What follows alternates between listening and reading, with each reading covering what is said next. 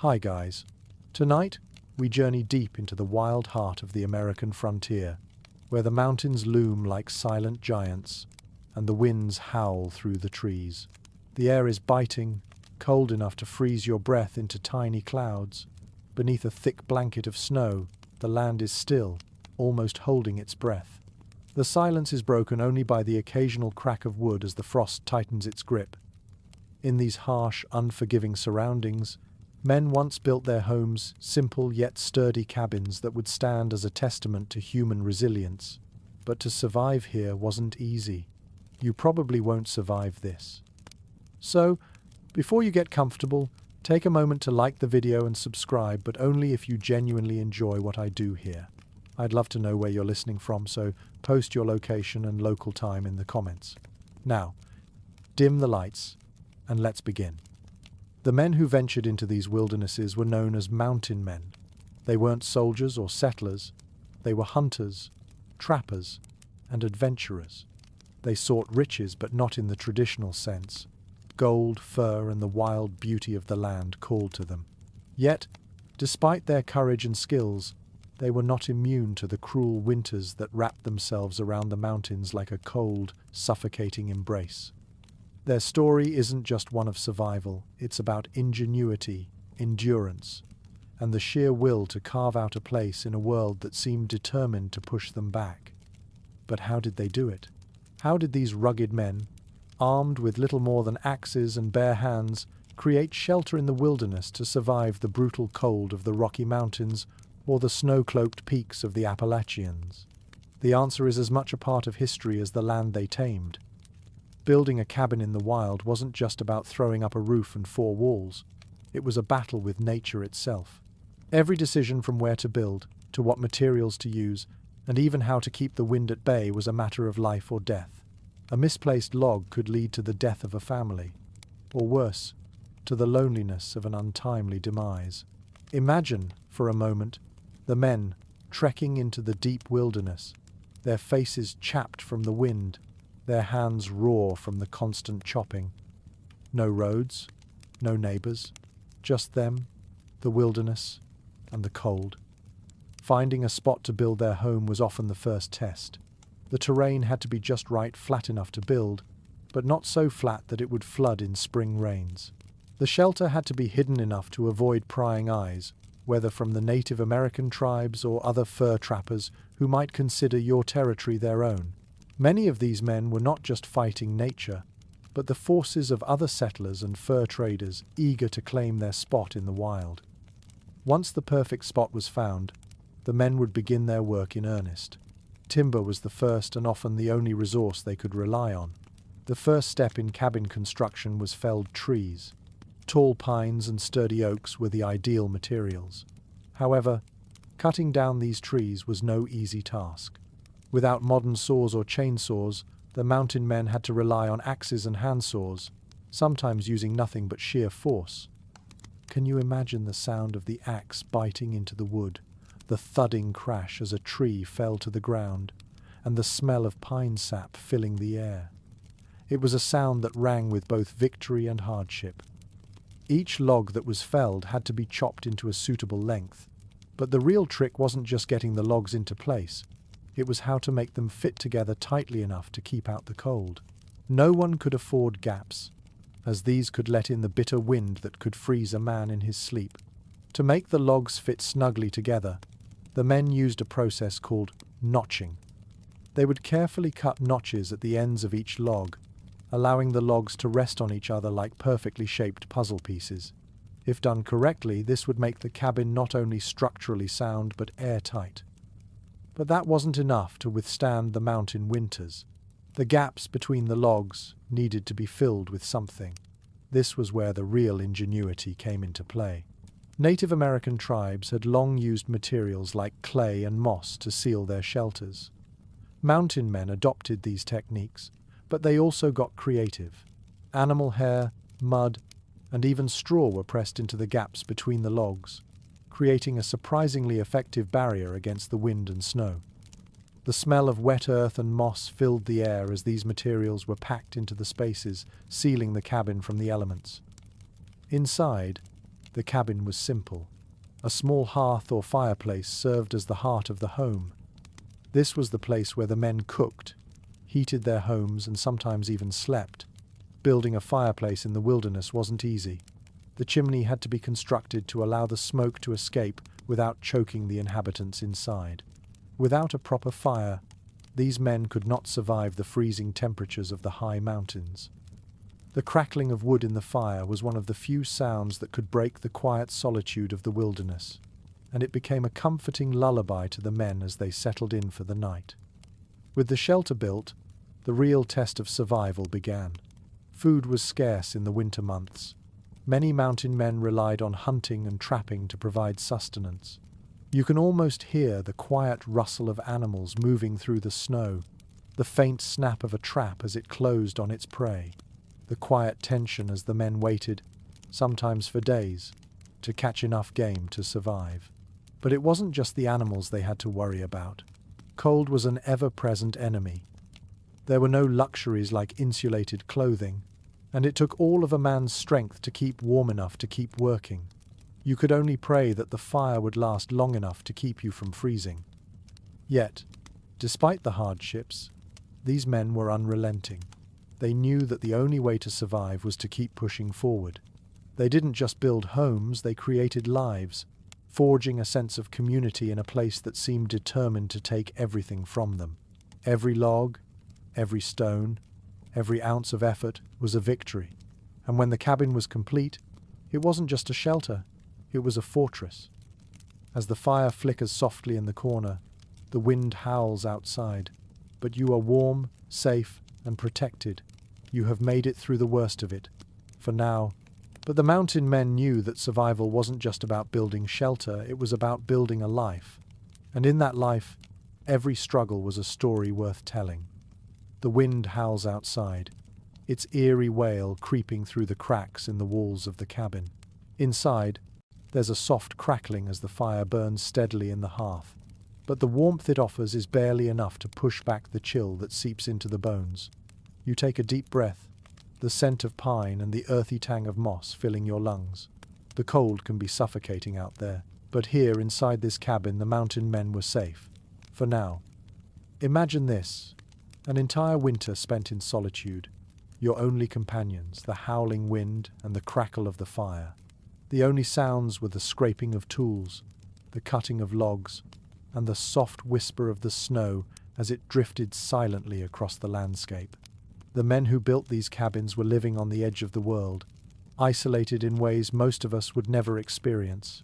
And yet, they persisted, because in the wilderness, you didn't have a choice. For these men, the first winter was always the most difficult. It was a trial by fire, a baptism into a harsh new world, where the slightest mistake could mean death. No longer could they rely on the comforts of civilization.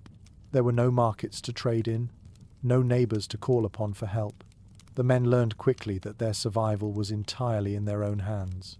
And their first task was clear: build shelter. The task wasn't as simple as stacking logs. Oh no, building a cabin in the wild was a calculated endeavor. It was about finding the right spot flat, but not too flat. A good location meant protection from the wind, enough timber nearby to build, and an environment where water could be accessed in the warmer months. But even if the perfect spot could be found, the harsh weather could make every step of the process feel like an uphill battle. One of the most important decisions was which trees to fell. Most mountain men relied on the types of trees that grew nearby, often pines, cedars, and oaks. Pine was especially valued because of its straight, long trunks, perfect for making logs. However, there was a downside to pine. Its sap was sticky, and sticky sap, when exposed to the cold, could make the logs harder to notch. Yet, these men knew that survival wasn't about comfort. It was about making do with whatever nature offered. The mountain men understood that the most important resource at their disposal was the land itself. The trees, the earth, the rocks, the animals, all were potential materials for building a life. And they had to make it work. Every tool, every method had to be utilized with efficiency. There were no lumber yards, no hardware stores to visit. Everything came from the land, from the raw materials that nature had given them. This was a world where ingenuity and hard work made the difference between survival and failure. You could almost hear the sound of axe blades biting into the trees, the rhythmic thud as the logs fell to the ground. Each log was a piece of a puzzle, no two were the same. Each had its own unique shape and character. When it came to the actual construction of the cabin, every decision was critical. The walls had to be built strong enough to withstand the snow and the wind, but also stable enough to bear the weight of the roof. The cabin had to be small enough to heat efficiently, but large enough to keep a small family or group of men from feeling too claustrophobic. It was a delicate balance, one that required precision and skill. A slight miscalculation could lead to a structure that didn't hold up in the storm, or worse, one that let in the biting cold. The first thing the men would do was build a solid foundation. They couldn't afford to waste time with an unstable structure.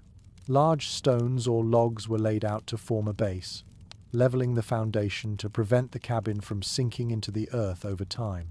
You might imagine the sound of the men grunting and straining as they hefted the stones into place, each movement deliberate, each action measured. Everything had a purpose. Once the foundation was secure, it was time to begin the walls. The logs would be carefully notched to fit together.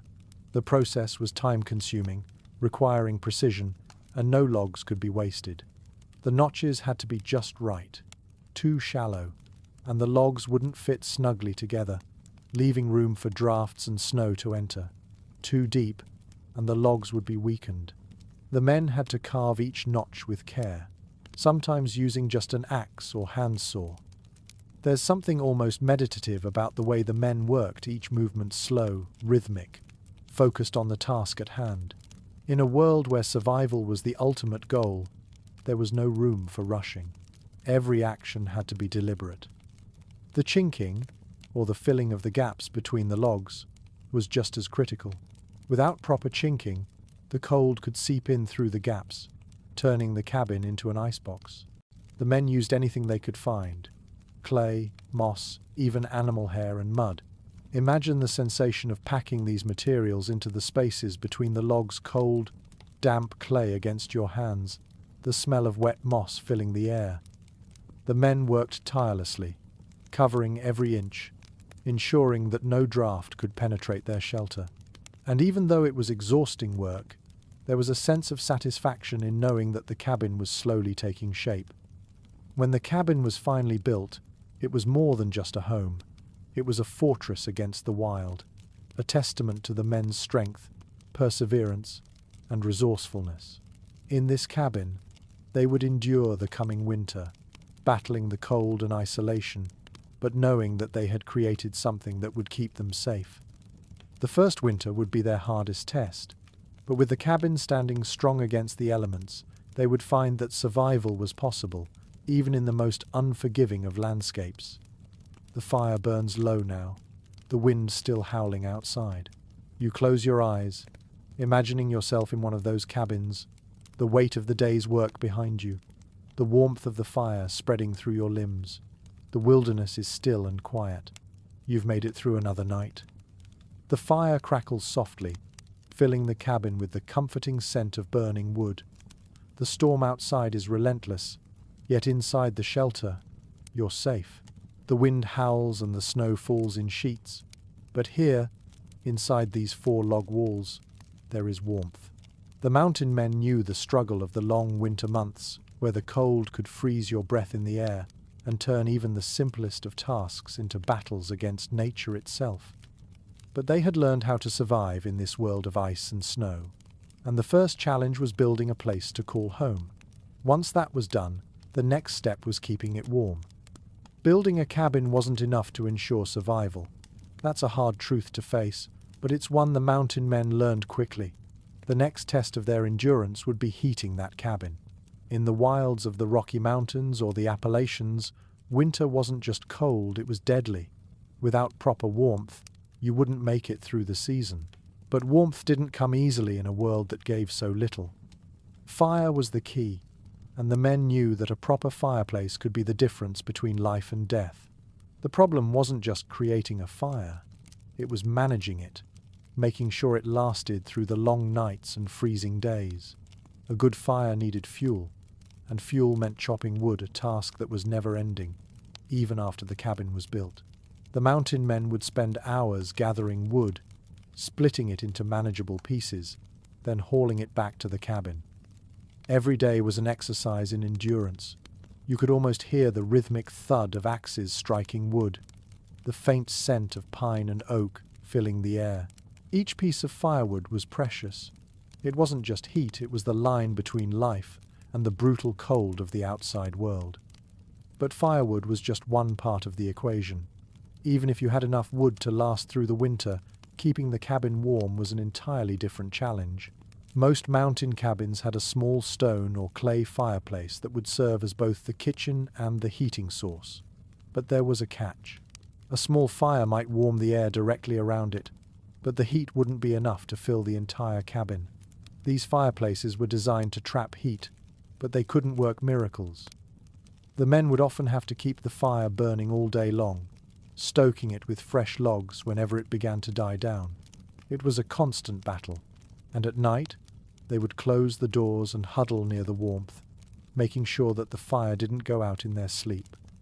As you sit there in front of the crackling fire, you can almost feel the warmth of the flames against your skin. The heat is a welcome comfort, but it's also fleeting. The fire isn't just a luxury, it's a matter of survival. The mountain men had to be careful with their fire, knowing that one misstep could lead to the cabin freezing in the night. If the fire went out, there was no way to start it again. The dampness of the cold would make the process of rekindling it nearly impossible. When the fire finally settled into a comfortable burn, the men could relax, but only for a while.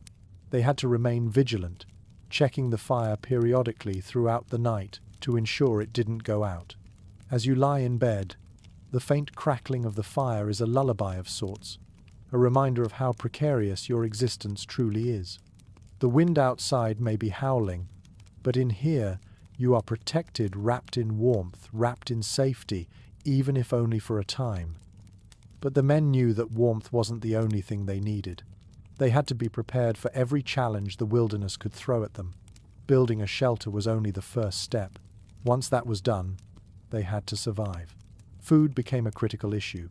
In the harsh wilderness, supplies weren't readily available, and the mountain men couldn't rely on farming or foraging. They had to become experts in hunting and trapping, every day an exercise in patience and skill. The trees and animals around them weren't just part of the landscape, they were resources, and they had to be treated as such. Hunting was more than just a way to get food, it was a delicate dance between man and nature. The mountain men had to learn to read the signs of the land, to understand the movements of animals, to follow tracks in the snow, and to know when the time was right to strike. Every hunt had to be planned carefully. You couldn't afford to make mistakes. A missed shot or a wrong turn in the forest could mean starvation. The men had to use everything the land gave them, whether it was the flesh of a deer, the fur of a beaver, or the berries and roots they could forage in the warmer months. The sound of the forest was both a threat and a comfort. The wind rustling through the trees, the distant call of a coyote, the crunch of snow underfoot, all of these sounds meant that life was still happening outside, even as the mountain men fought to carve their own existence in this cold, unforgiving landscape. The wilderness was both a friend and an enemy, offering up its resources but also its dangers. The animals they hunted were not the only creatures that roamed these wild places. Bears, wolves, and even mountain lions were always a threat. You had to stay alert at all times, knowing that even when you were tucked into the warmth of your cabin, the wild was only ever a few steps away. But the men were resourceful, and they learned to turn everything to their advantage. They didn't just hunt, they trapped. They set up elaborate trap lines in the snow, creating snares and deadfalls to catch smaller game. The traps would be set, and then the men would wait. Patience was essential. You could hear the faint rustling of the wind, the soft crunch of snow beneath your boots as you made your way to the traps. Sometimes, after hours of waiting, you would find that the trap had been sprung. Other times, the wait would be for nothing. But the mountain men knew that persistence was key. They kept at it, day after day, always working toward that next meal, always preparing for the next winter. The cycle was endless. The men were constantly working, constantly preparing for the next season. But it was in these quiet moments, huddled near the fire with a meal in hand, that they could rest. They had built their cabin, they had survived the long winter, and they had endured. Life in the wilderness wasn't easy, but it was theirs, and they were living it on their own terms. And so, as the fire crackles low, you begin to drift off, the warmth of the hearth and the knowledge that you have survived another day easing you into sleep. Tomorrow, there will be more work to do, but for now, you're safe. For now, the wilderness is still. The morning light is soft as it filters through the thick window of your cabin. You stretch, the warmth of the fire still lulling your muscles to a slow ease. The snow is deep outside, and the world is still, broken only by the occasional drift of wind. There's no need to rush today. Survival is about patience. The cabin, now firmly standing against the landscape, is your fortress in the wilderness. But even as you sit there, the reality is clear. The battle never ends. The elements are always there, waiting for a mistake, a misstep that could turn your safe haven into a tomb. You've made it through the night, and now, the next task is maintaining the warmth of your shelter. Firewood is piling up by the door, but each piece will be carefully chopped and split. The wind outside howls in warning another storm is coming, and the snow may fall even heavier than before. Yet, inside the cabin, you feel that comforting sense of control. The walls, built with the labor of your hands, stand firm against the storm. You know that you are not merely surviving, you are thriving in a place where most would have failed.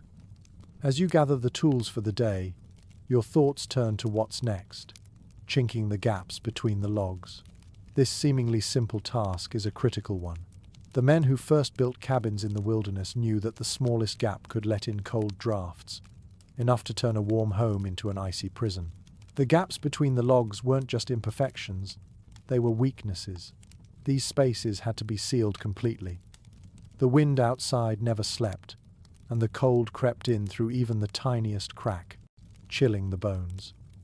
The first settlers were nothing if not resourceful. They took what they had at hand and used it with ingenuity.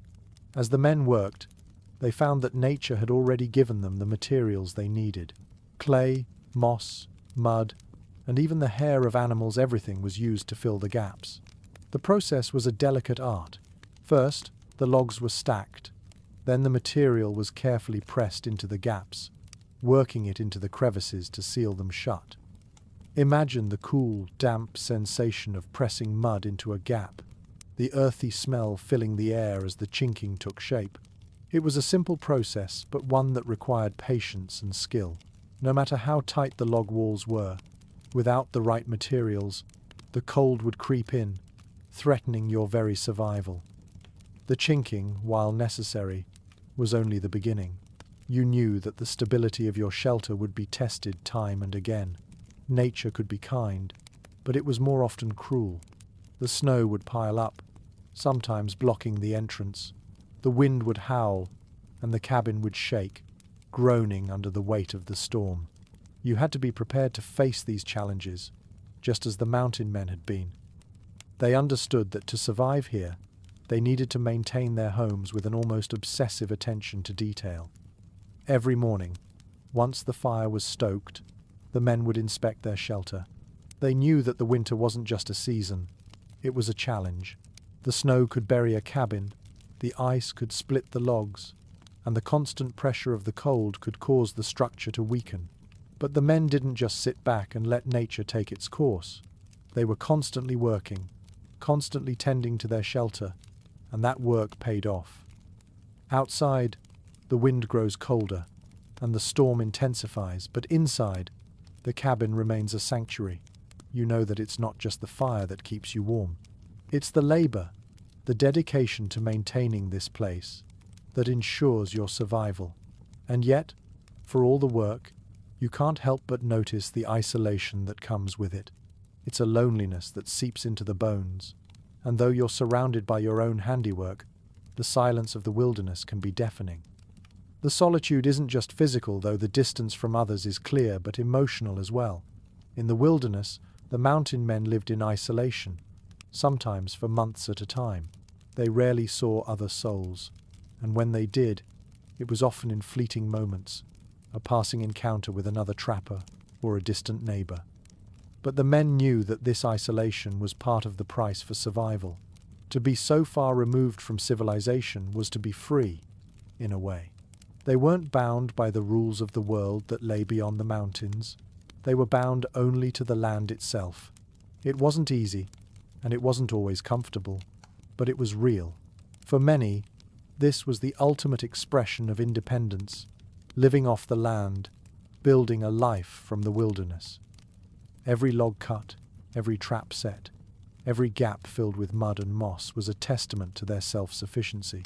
They weren't just existing, they were creating something from nothing, carving their mark into a world that seemed so unforgiving. As you sit there, looking out through the cabin's small window, you realize that you too are part of this world. You've braved the cold.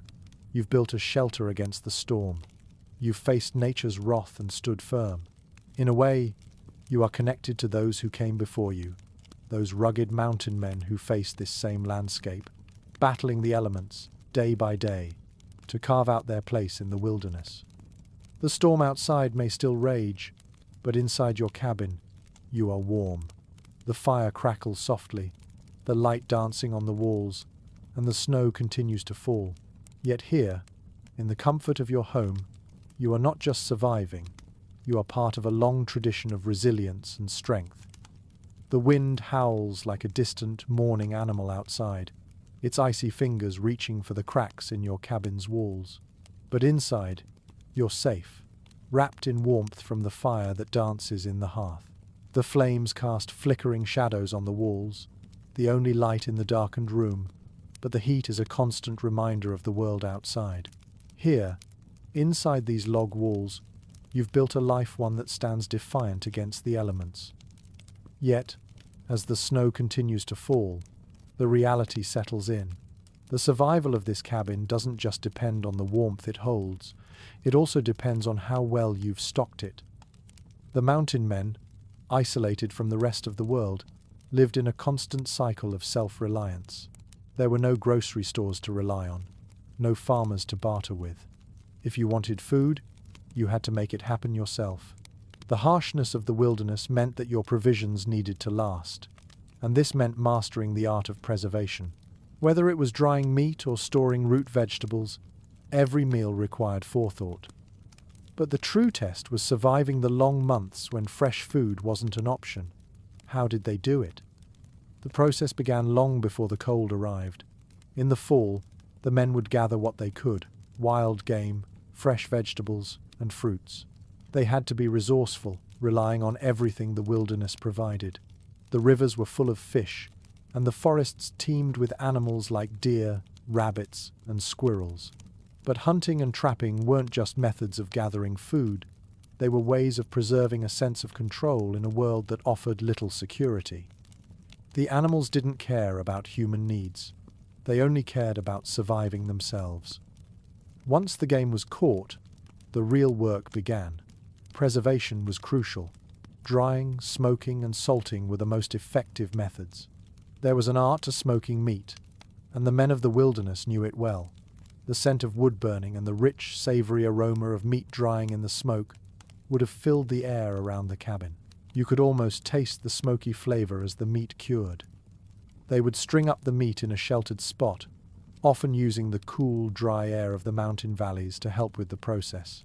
As the days turned to weeks, the meat would slowly dry, becoming a portable, long-lasting food source. Yet it wasn't all about meat. The mountain men were also skilled at preserving other essentials, like fruits and vegetables. They would bury root vegetables like potatoes and carrots in cool, dry earth to keep them fresh through the winter. Herbs would be dried and stored for seasoning, and berries would be carefully preserved, often in jars, to be used in the colder months when fresh produce was scarce. You could almost hear the soft rustling of leaves as they harvested, the gentle crack of a dried herb being crushed between fingers, ready to be added to a warming stew. But what happened when the snow came and covered everything? What happened when the game became scarce and the supplies dwindled? The men were never truly alone in this battle for survival. The land itself became their ally and their greatest enemy. They could rely on their wits, their tools, and their ability to read the signs of nature. In winter, when hunting was more difficult, trapping became a critical skill. The mountain men set up elaborate trap lines, stretching across the forest floor, hoping for a successful catch. The traps would catch smaller game, like rabbits or squirrels, and occasionally larger animals, such as beavers or wild boars. The scent of wood, cold metal, and freshly laid traps would fill the crisp mountain air as they set them in strategic spots. You can imagine the delicate balance required setting traps in the right location, being mindful of the weather, and always preparing for the unexpected. But even with the traps, there was still the question of how to store the food once it was caught. The answer was often simple: keep it cold. In the mountains, the ground stayed frozen for much of the year, and this natural refrigeration became a crucial part of life. Carcasses would be dragged to a secluded spot, covered in snow to keep them fresh, and then retrieved once the chill of the outside air had preserved them enough for consumption. It wasn't just about food, though. Survival in the wilderness required a mastery of multiple skills. The cabin, though sturdy, couldn't survive on its own. There were always repairs to be made, loose shingles to be hammered in place, gaps in the walls to be sealed, and firewood to be chopped. Every day was a constant effort to maintain the life they had built, and with each passing day, the men grew more attuned to the rhythms of the land. They learned the best times to hunt, when to trap, and even how to predict changes in the weather. With each change of the seasons, they adjusted their strategies, becoming more and more resourceful. But all of that was only possible because of one thing: preparation. The men who built their cabins knew that if they didn't plan ahead, they wouldn't survive. Every task, every step in the process, had to be thought out. Every piece of wood, every log, every trap laid, every root vegetable harvested, it all had to come together to make it through the long, deadly winter. As the storm outside continues to rage, you're reminded of the mountain men's daily struggle. With the fire warming your bones, the food you've preserved hanging from the rafters, and the logs securely holding the roof above you, you've created a life here, a life that holds, for now, against the bitter forces of nature. The isolation, the cold, the storms, they all serve as a reminder that survival isn't just about brute strength. It's about resilience, resourcefulness, and the ability to adapt to the world around you. The cabin that stands as your shelter isn't just a building, it's a symbol of endurance, a mark of your ability to endure what the wilderness throws at you. As the flames crackle softly, you close your eyes for a moment, feeling the heat of the fire against your skin, and for just a moment you are completely content. Tomorrow, there will be more work, but tonight, you are safe. The storm outside continues its furious rampage, but inside your cabin, a profound sense of peace has settled. The fire, now glowing low in the hearth, casts a warm amber light across the walls, flickering and dancing in the quiet of the night. The crackle of the fire fills the space, and for a moment, it's easy to forget the harsh world beyond your cabin's door. But as the wind howls and snow piles up, you know that survival here is never a given. It's the constant work, the daily rituals, and the willingness to adapt that keeps you alive in this relentless wilderness. Once the cabin was built and the fire kept burning, the next task of survival was truly beginning. The long winters in the mountains weren't just about staying warm, they were about staying fed. And food didn't come easily in the frozen world outside. The mountain men who had settled in this rugged landscape didn't have access to the luxury of plentiful crops or easy hunting. Instead, they relied on their knowledge, their traps, and their ability to hunt strategically. Each day, the work of food gathering became more and more vital. The men had learned long ago that surviving here meant being constantly vigilant, whether it was scouting the land for game, setting traps, or fishing in frozen rivers. The key to their success lay in their ability to utilize every resource at their disposal, whether it was the animals roaming the wild or the natural elements surrounding them. Hunting was the most obvious way to obtain food, and the mountain men had to be exceptional hunters. But hunting wasn't just about going out with a rifle. It was a game of patience, strategy, and skill. The men had to study the behavior of the animals, learning the signs of their movements, understanding the weather patterns, and using the terrain to their advantage. The mountains, though rich with wildlife, didn't give up their bounty easily. A missed shot, a wrong turn, or an ill-timed decision could leave a hunter with an empty stomach. There were no guarantees in hunting. The mountain men would sometimes go days without a successful kill, their stomachs rumbling in the cold, their hopes dashed by the harsh reality of the wilderness. They learned that hunger was as much a part of survival as warmth and shelter. And yet, despite the constant challenge, they knew that with each failure, they were getting closer to their goal. Every time they set out, they were learning more about the land, more about the creatures that called it home. But hunting wasn't the only method for gathering food. Trapping became just as important, if not more so. Traps were set in strategic locations, with the mountain men often working in the early hours before the light broke through the trees. The delicate sound of snow crunching underfoot, the subtle shift of the air, the feeling of the cold biting into your skin, it all added up to one goal: the successful capture of game. The traps were set, often in the form of snares, deadfalls, or pit traps, each designed to catch animals with minimal effort. It wasn't as glamorous as hunting with a rifle, but it was efficient, and it allowed for food to be caught while the men focused on other tasks, such as gathering firewood or working on repairs to the cabin. The moment of anticipation when a trap was checked was one of quiet hope, a momentary breath held as the men would discover whether or not their efforts had paid off. The mountain men understood that their lives depended on these quiet, daily tasks.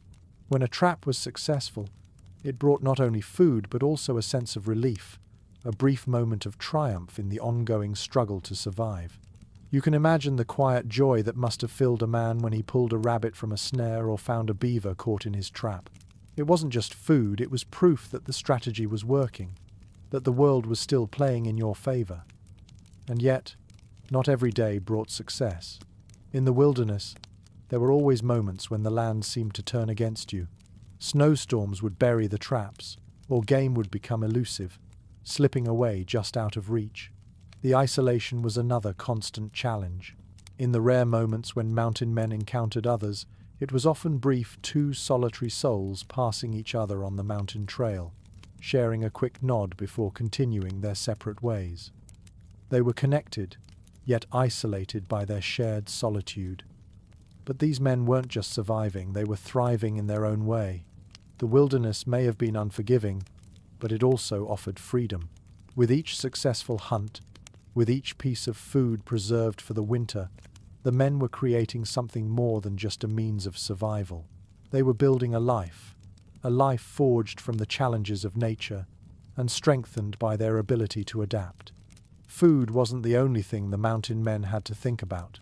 The constant work of maintaining the cabin was just as essential. The structure they had built wasn't just a shelter, it was a fortress that had to withstand the changing seasons, the weight of the snow, and the relentless wind. The logs needed to be inspected regularly, gaps had to be sealed, and the roof had to be checked for leaks. As the firelight flickers softly, you imagine the life of those men. Each day was a battle with nature, a test of their will and resourcefulness. They didn't have modern conveniences, and yet they were able to endure. Every action they took, whether it was chopping wood, setting traps, or cooking a meal, was a deliberate choice to survive in this harsh environment. Every successful hunt, every day that they could feed themselves, was a small victory in the ongoing struggle for life. The mountains were beautiful, but they were also unforgiving. The weather could change in an instant, Snowstorms could trap you inside for days, and animals could be scarce.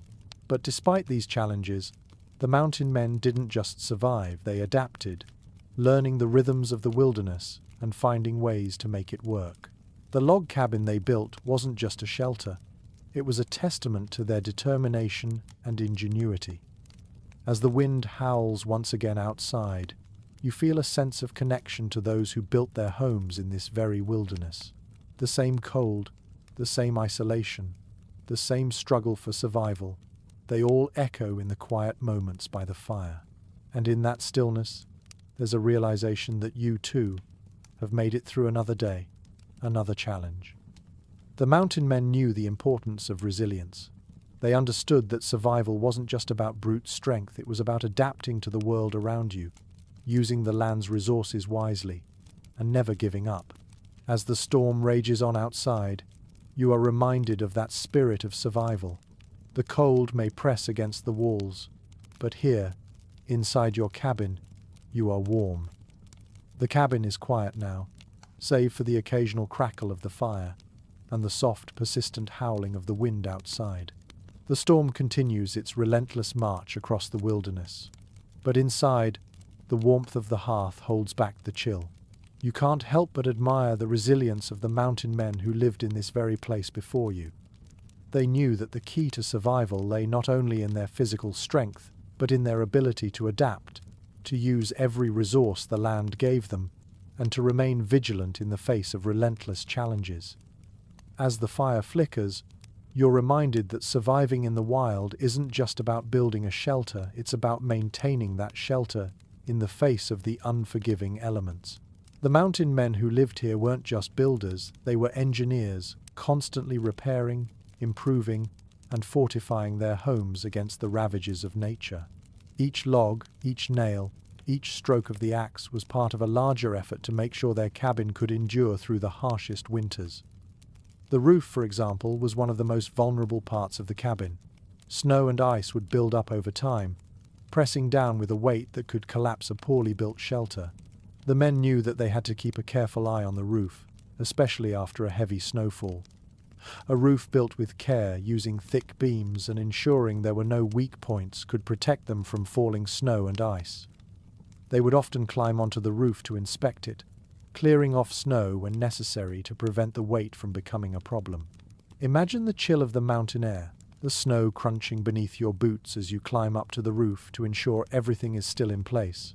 You know that every piece of wood is a lifeline, a barrier between you and the harsh world outside. The mountain men also understood that the foundation of the cabin was just as crucial as the walls or the roof. Without a solid base, the entire structure could sink into the earth or become unstable over time. They used large stones or logs to create a foundation that would stand strong against the freeze-thaw cycles of the seasons. The sound of the men working, cutting, hammering, and placing stones must have been a familiar one, a steady rhythm that marked the passing of the days as they tirelessly worked to ensure their home remained intact. Beyond the physical structure, there was another challenge the mountain men faced: the psychological toll of living in isolation. Surviving in the wilderness was a test of endurance, not just for the body, but for the mind. The solitude could be overwhelming. Long months without seeing another soul, the constant struggle against the elements, the isolation was deafening at times, and the loneliness could be suffocating. But the men found ways to cope, and their resourcefulness extended beyond survival tools. They often kept journals, recording the details of their days, the animals they saw, the weather patterns, and their thoughts. These written records were a way of keeping the mind sharp, a way to stay connected to something beyond the cabin walls. Some men found comfort in their memories, holding on to stories of the lives they left behind in the cities or towns they once knew.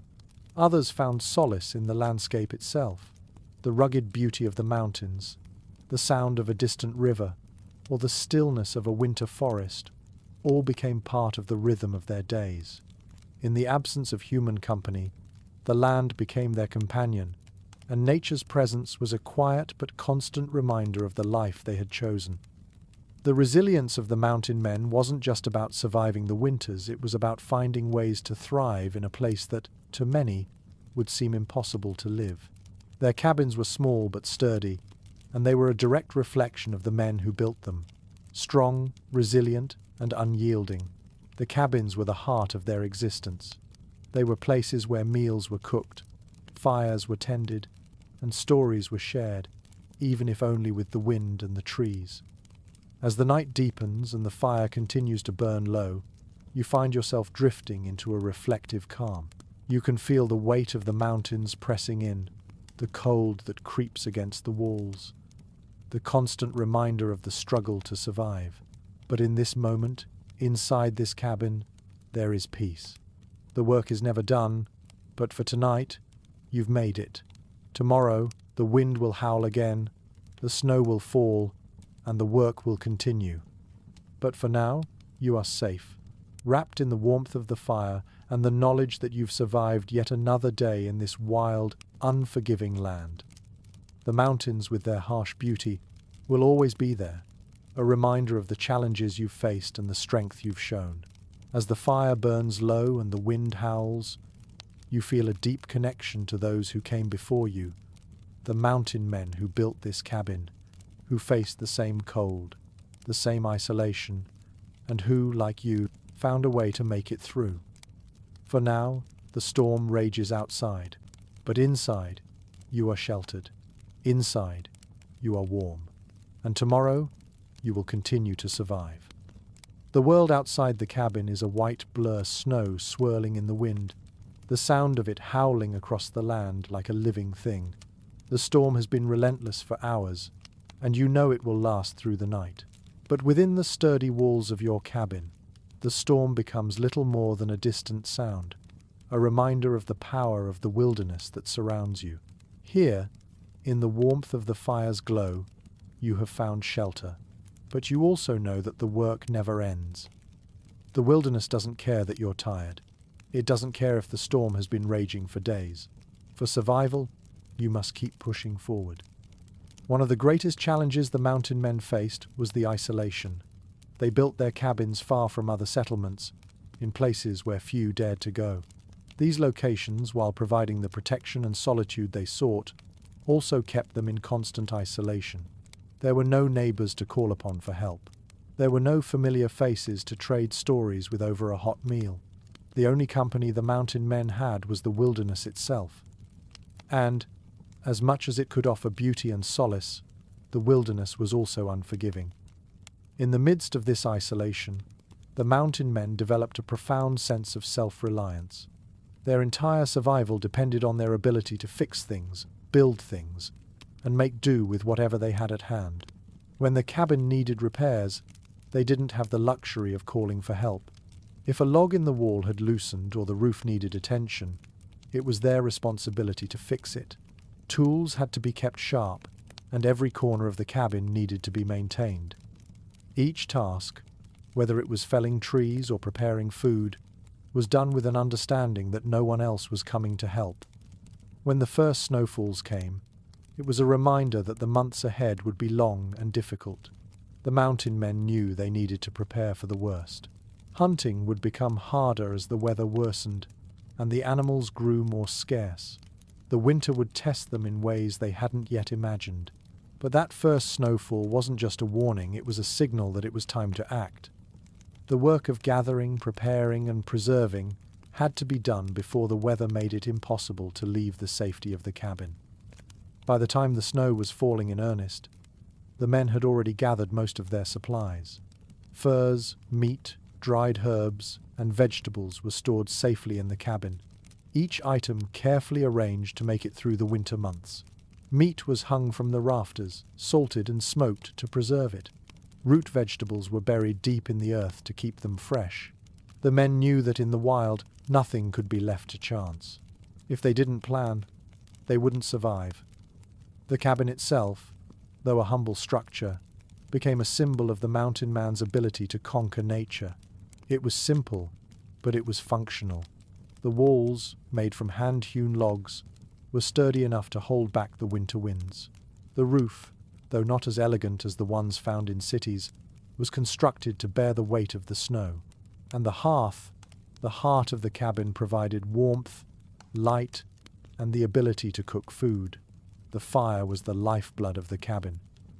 Without it, the men would have been lost. And yet, as the storms raged on, the men were constantly aware of the fragility of their situation. The cabin might stand strong for now, but they had to remain vigilant. Snow could collapse a roof, and the ice could tear apart the foundation if it wasn't kept in check. Even with all the preparation, the mountain men knew that the wilderness was never truly predictable. It could give, and it could take away. The fire crackles in the hearth, and you find yourself lost in the warmth of the cabin. You think about the men who came before you, their lives carved from the same land, their struggles mirrored in the challenges you face now. They had to learn to listen to the wilderness, to understand its rhythms and its moods. They knew when to prepare, when to work, and when to rest. And as the storm continues its fury outside, you realize that you too have become part of that rhythm. The wilderness is no longer something you fight against. It is something you work with, adapt to, and respect. Outside, the snow piles up, and the wind pushes against the walls of the cabin. But inside, there is peace, there is warmth. And though the night is long and the storm is fierce, you know that you are safe. The mountain men were never truly safe. They knew that each day could bring new challenges, new obstacles to overcome. But they persevered, carving their place into the wilderness, proving that survival was not just about living, it was about thriving, adapting, and enduring. Tomorrow, when the storm clears, there will be more work to do. The traps will need to be checked, the firewood replenished, and the cabin inspected. But for now, you rest. You've made it through the worst. And for tonight, that's enough. The cabin, though humble, is a fortress, a refuge from the storm.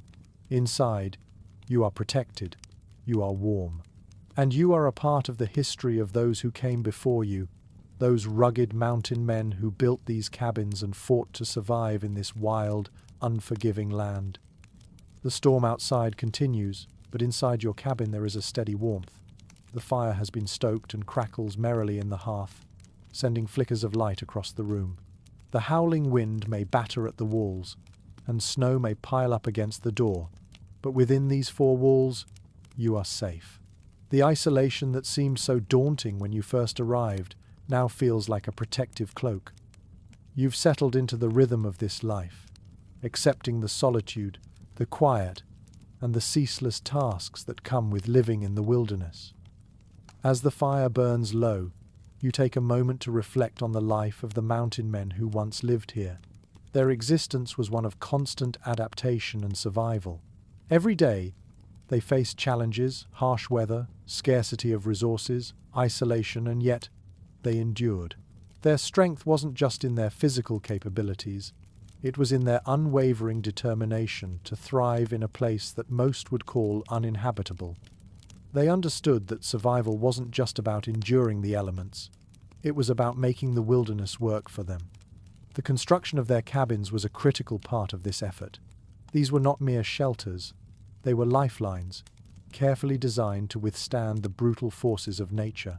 The men didn't simply build cabins for protection, they built homes that would allow them to live, to work, and to thrive in a world that gave little in return.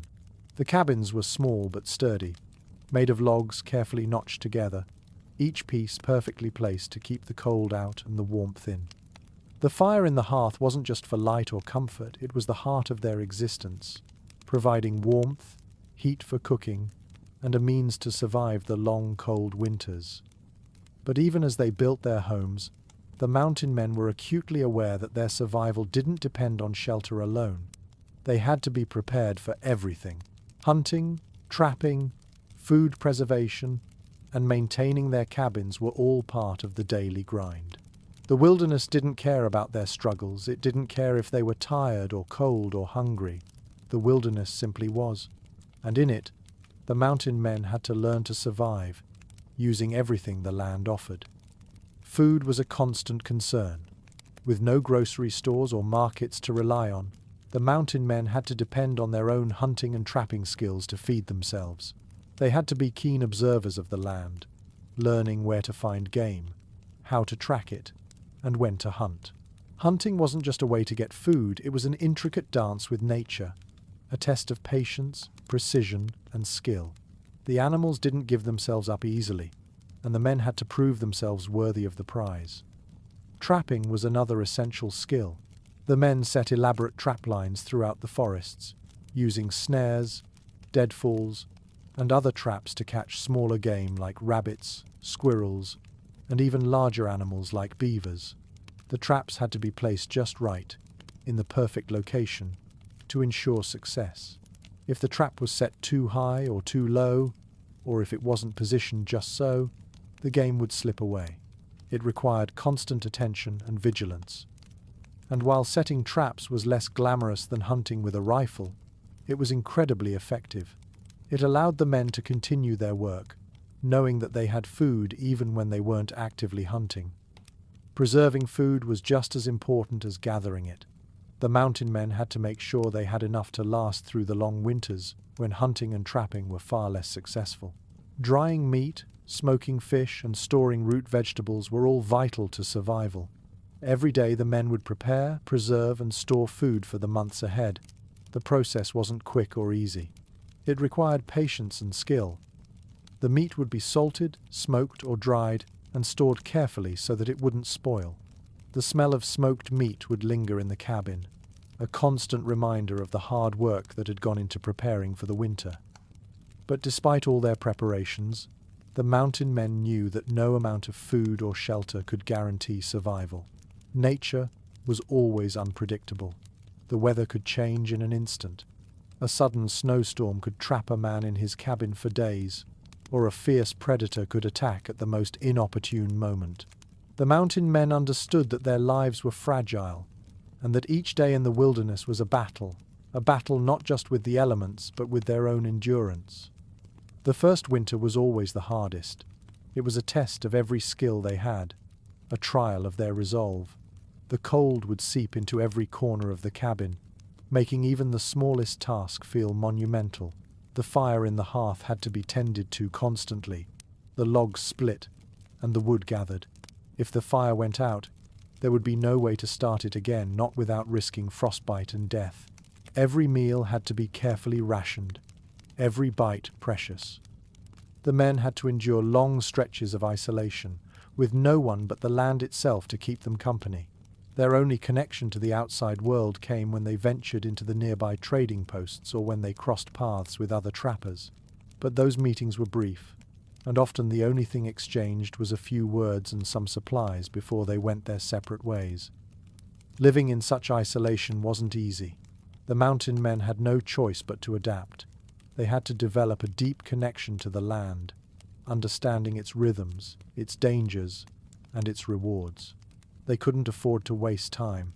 Every day was spent working towards survival, making sure that their cabin stood firm against the weather, that their food would last, and that they were prepared for whatever the wilderness threw at them.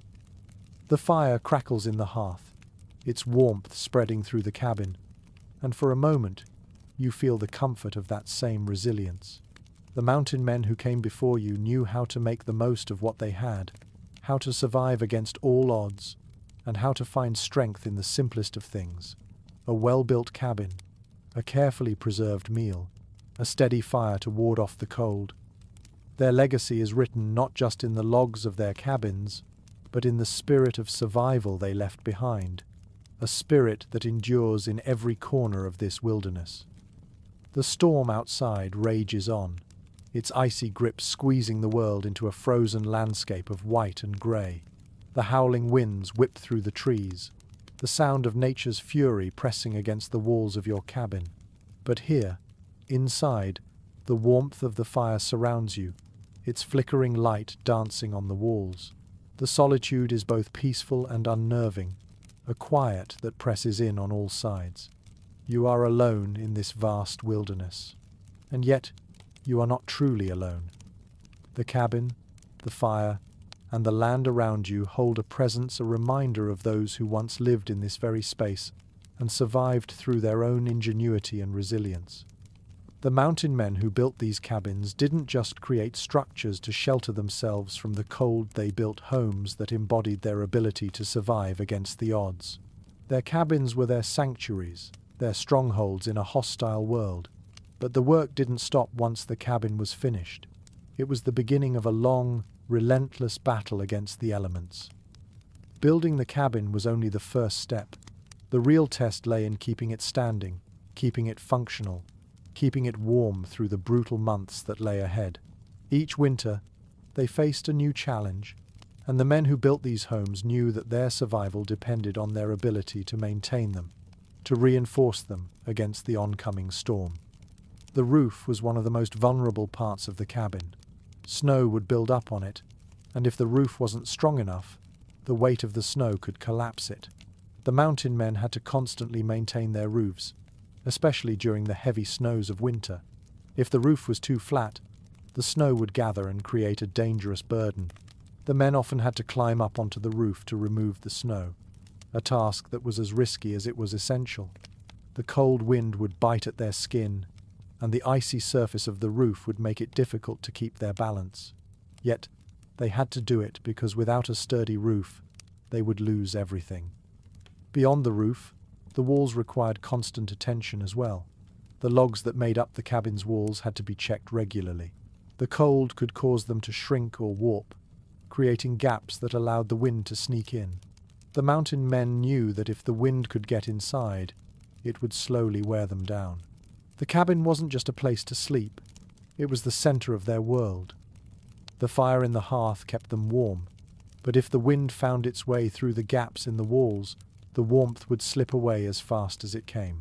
So, the men would spend hours sealing the gaps, stuffing moss, clay, or animal hair into the cracks to keep the cold at bay. It wasn't glamorous work, but it was essential. The fire itself was another constant concern. It was the heart of the cabin, the thing that kept them alive. Without a fire, the cold would win.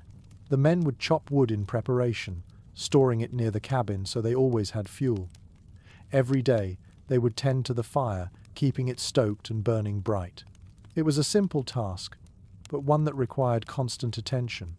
If the fire went out, there was no guarantee they could restart it without risking frostbite.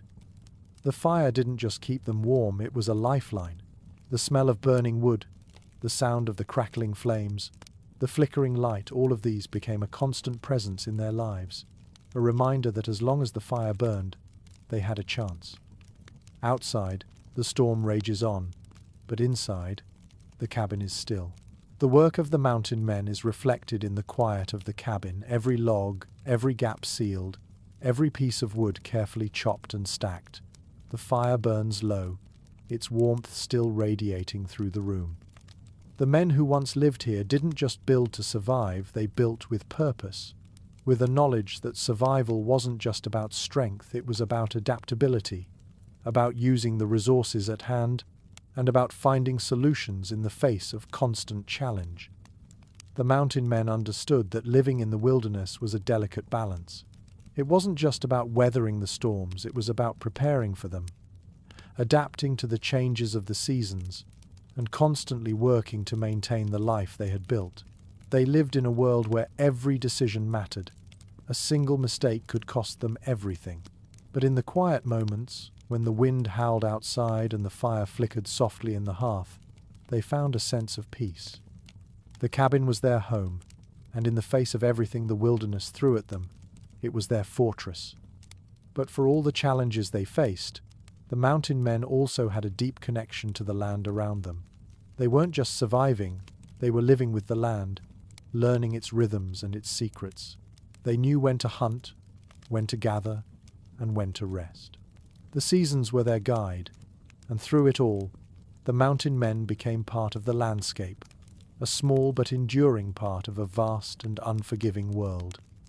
As the fire continues to burn low, you feel the weight of that same resilience. The mountain men built their homes from the earth, from the trees, and from their own sweat and effort. And in that effort, they found a kind of peace, a quiet satisfaction in knowing they had mastered the art of survival. Their legacy, Written in the walls of these cabins is one of endurance, strength, and an unwavering determination to live in harmony with the wild.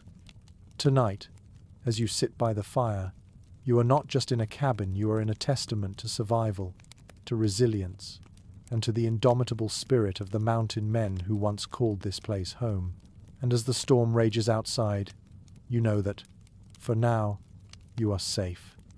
The storm outside seems to stretch on forever, its ferocity never letting up, a constant roar of wind and snow battering the walls of your cabin.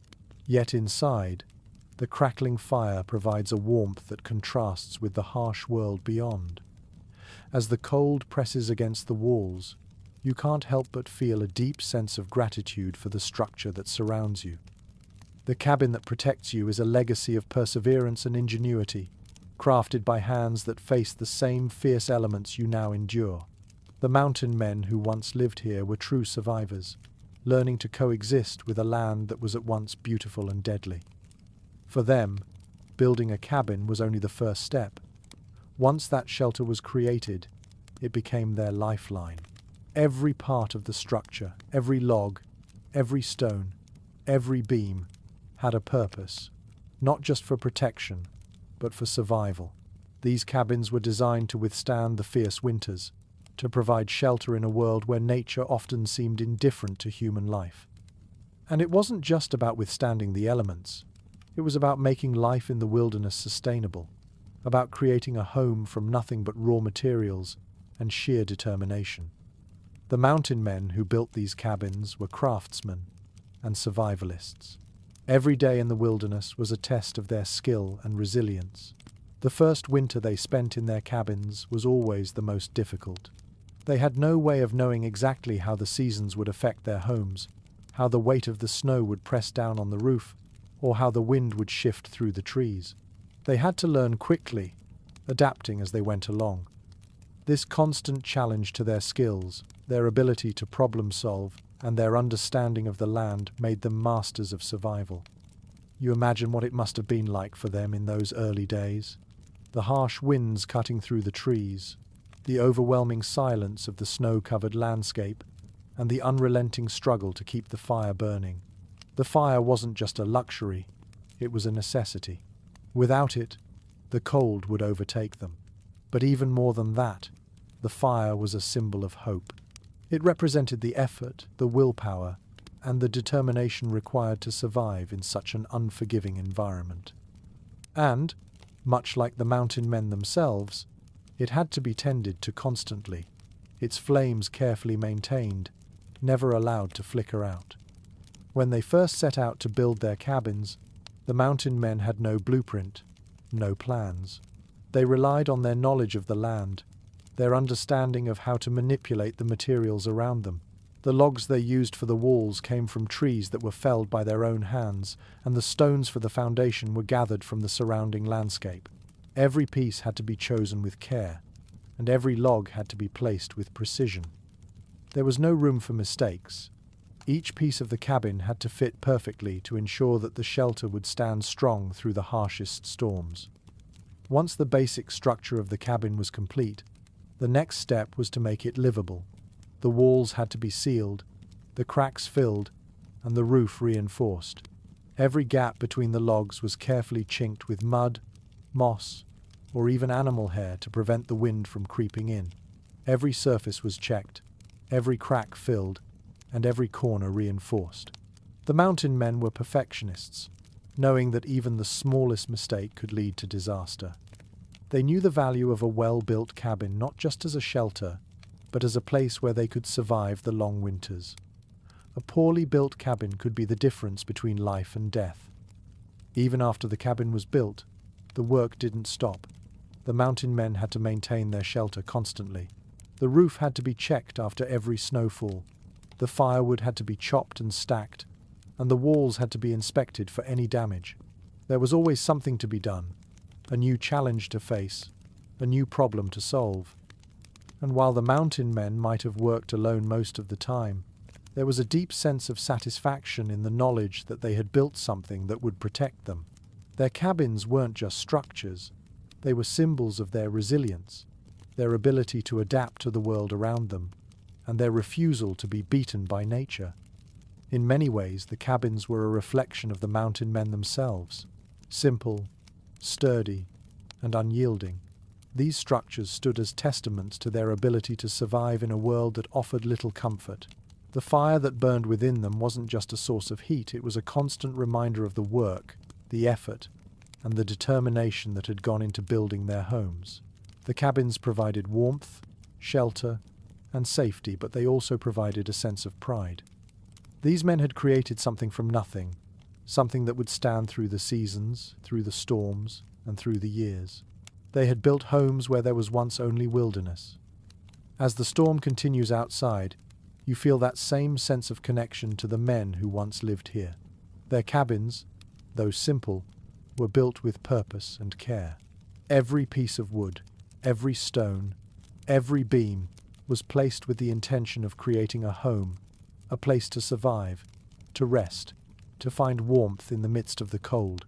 And as the wind howls and the snow piles up, you realize that the legacy of these mountain men lives on in the very shelter you now occupy.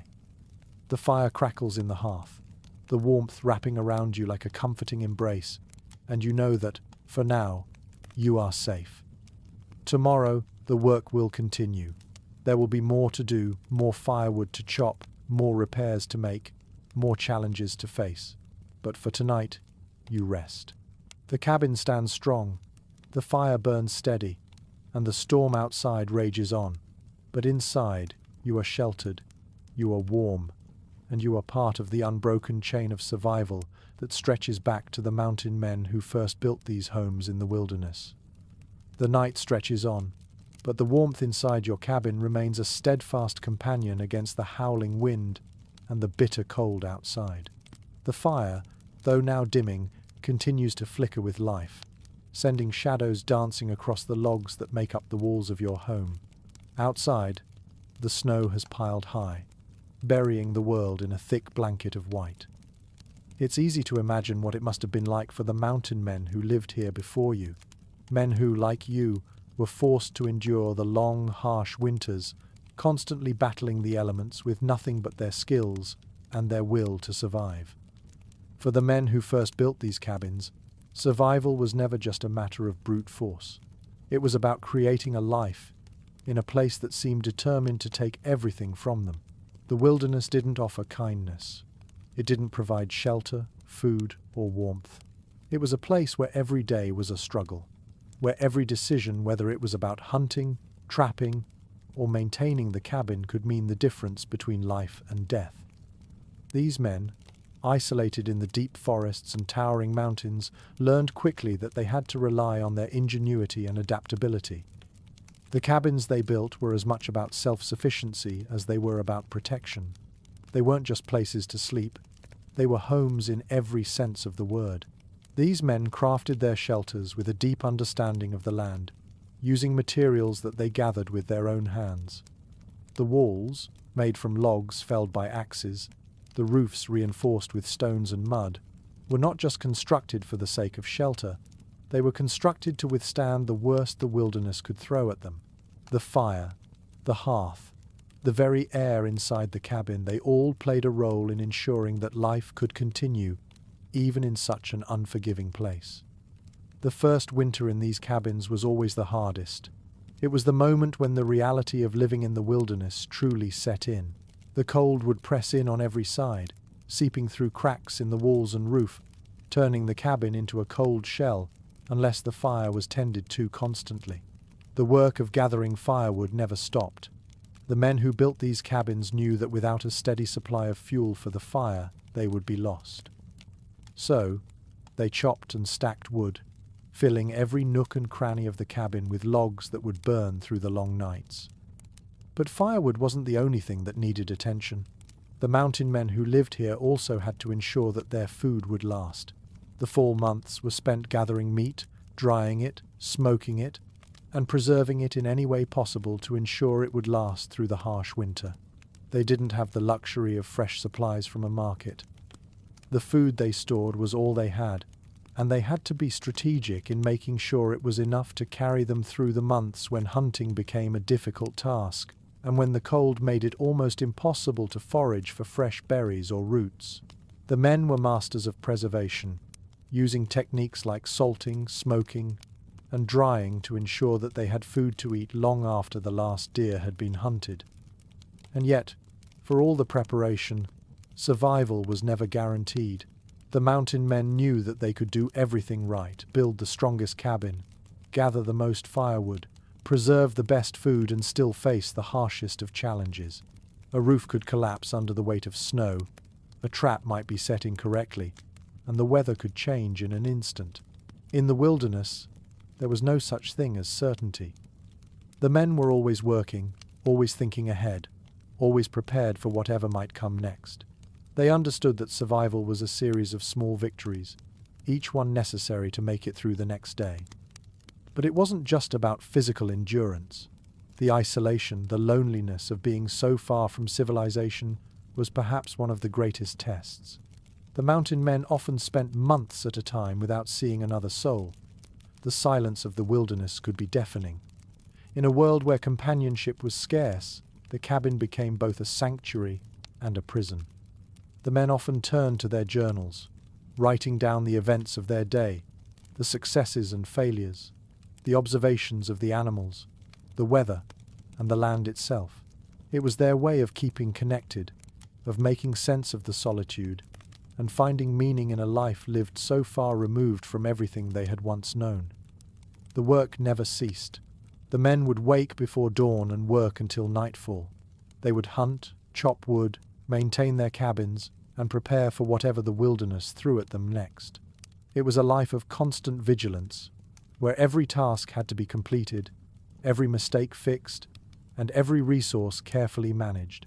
The cabins weren't just homes, they were the foundation of their survival. The men didn't just build cabins, they built lives in a world that didn't offer them much in return. The storm outside continues, but inside, you find a kind of peace. You are safe here, in this cabin built from the sweat and determination of those who came before you. The work that once seemed endless, overwhelming, is now second nature. You've come to understand the rhythms of life in the wilderness, the daily tasks that keep you alive, the careful balance between effort and rest, and the resilience required to keep going when the world seems intent on making survival impossible. As you sit in the warmth of the firelight, you realize that this cabin, this life, is more than just a shelter. It is a testament to the strength and willpower of those who built it, and now you are part of that legacy. The storm rages outside, but inside you are warm. The fire continues to burn, and the cabin stands strong, a symbol of survival, strength, and resilience. Tomorrow, you'll continue the work, as those before you did. For tonight, though, you rest. You are part of something larger than yourself, something timeless.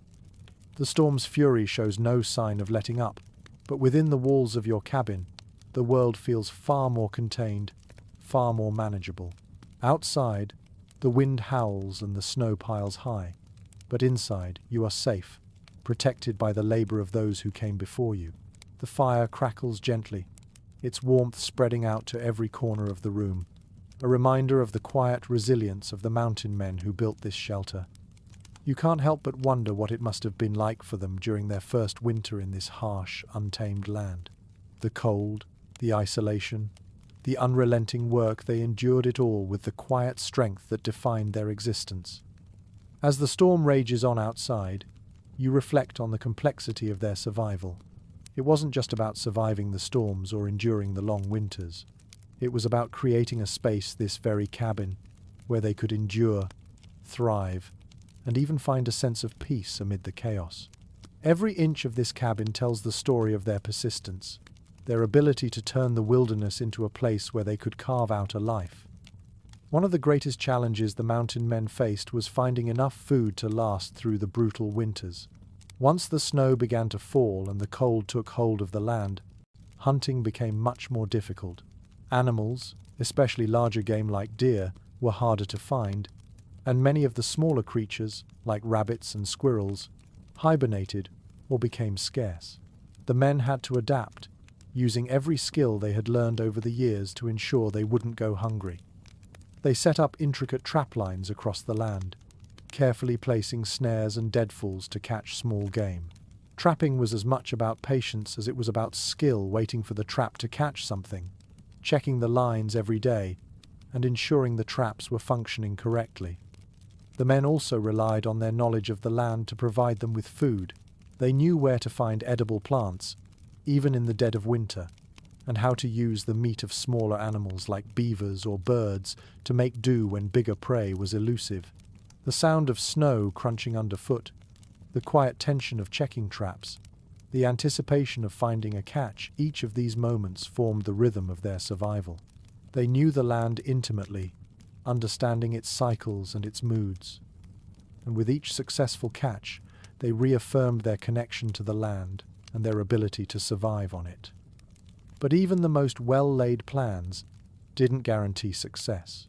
The weather could change unexpectedly, a trap could be sprung incorrectly, and an animal could slip past unnoticed. The mountain men were always prepared for the worst. They knew the importance of preserving food, smoking, drying, and salting it to make sure they had enough to last through the lean months. It wasn't just about preparing for today, but preparing for tomorrow, for the months when hunting would be near impossible. The smell of drying meat, the careful arrangement of food supplies, these became second nature, as vital as the fire itself. As the fire crackles softly, the wind continues to howl outside, a reminder of how relentless the wilderness can be. But within the cabin, you are sheltered. The storm may rage, but you are safe, surrounded by the legacy of those who survived before you. Their cabins were more than just homes. They were symbols of determination, ingenuity, and the relentless will to survive. Each log placed, each stone laid, was a statement of their ability to endure, to thrive in a place that gave so little. Their resilience lives on in the very walls around you. And yet, as you sit by the fire, a sense of quiet unease settles in. You realize that survival isn't just about building a cabin, setting traps, or maintaining a fire. It's about perseverance, the quiet, unspoken determination to keep going when the world around you seems to conspire against you. The mountain men had no guarantees. They lived in a world where each day could bring new challenges, new threats. But they kept going. They didn't just survive, they lived. They made their mark on the land, and their cabins, still standing strong after all these years, are a testament to that legacy. Tomorrow, when the storm clears, you'll check the traps, gather firewood, and tend to the cabin. The work never stops. But for tonight, the fire will keep burning, the storm will continue its assault, and you will rest.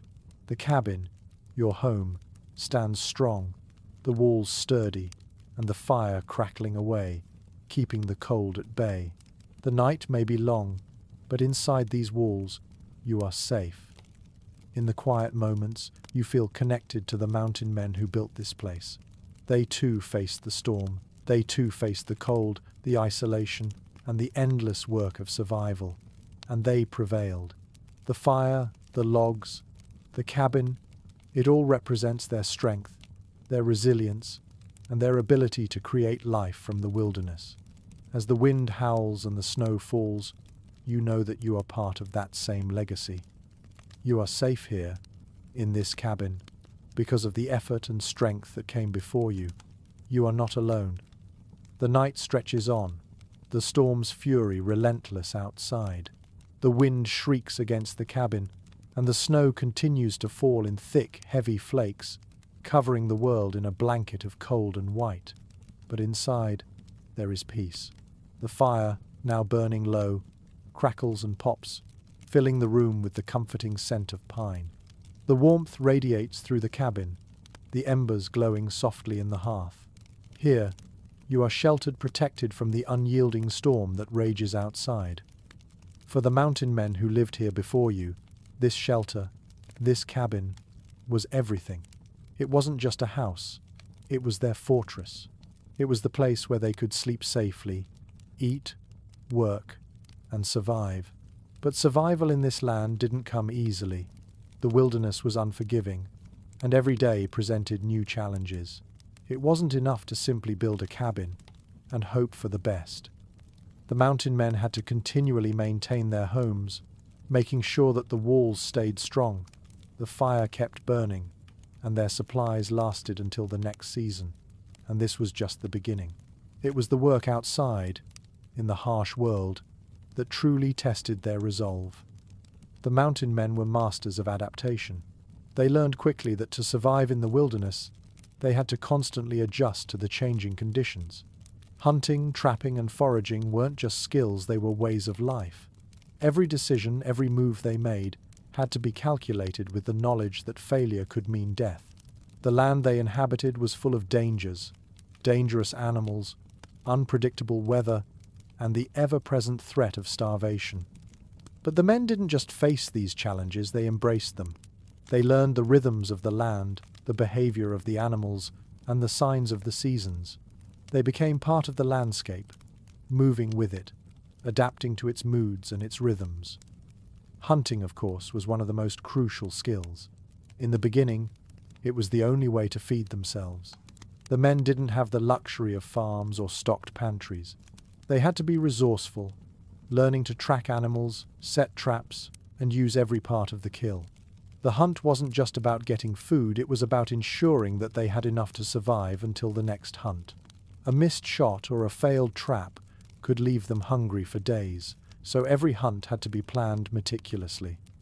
The men knew that the animals of the land were just as determined to survive as they were, and so hunting became a delicate balance of patience, skill, and timing. But even with all their knowledge and skill, hunting was never a guarantee. The mountain men often spent days tracking game, sometimes coming back empty-handed. In those moments, it was the work of preserving food that proved to be just as important. The men learned how to dry meat, smoke fish, and preserve root vegetables. Preservation wasn't just about having something to eat. It was about ensuring that they could survive through the months when hunting would become nearly impossible. The long, cold winters could last for months, and the work they did in the fall to prepare would determine whether they made it through. If they didn't have enough to eat, if their food stores were inadequate, their lives would be in jeopardy. The preservation of food was an art, and it wasn't easy. Meat had to be carefully salted and smoked, vegetables had to be stored in the ground, and fish had to be dried in the wind. The cabin itself became part of the process. Meat was hung from the rafters. Jars of preserved berries and fruits were tucked away in corners, and every shelf and nook in the cabin became part of the larger effort to prepare for the worst. The smell of drying meat, of salted fish and herbs, filled the cabin during these months, and it became a comforting reminder of the effort it took to survive. When you sit here now, in this cabin, the fire crackling and the storm howling outside, you feel a deep connection to those who lived here before you.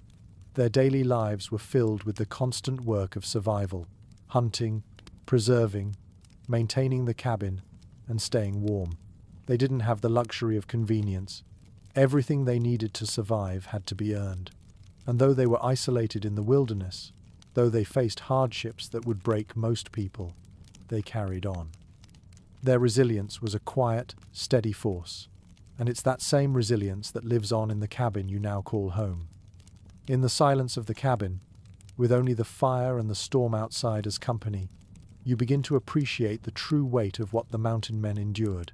They lived lives that were constantly tested by the elements, and they met each challenge with strength, ingenuity, and perseverance.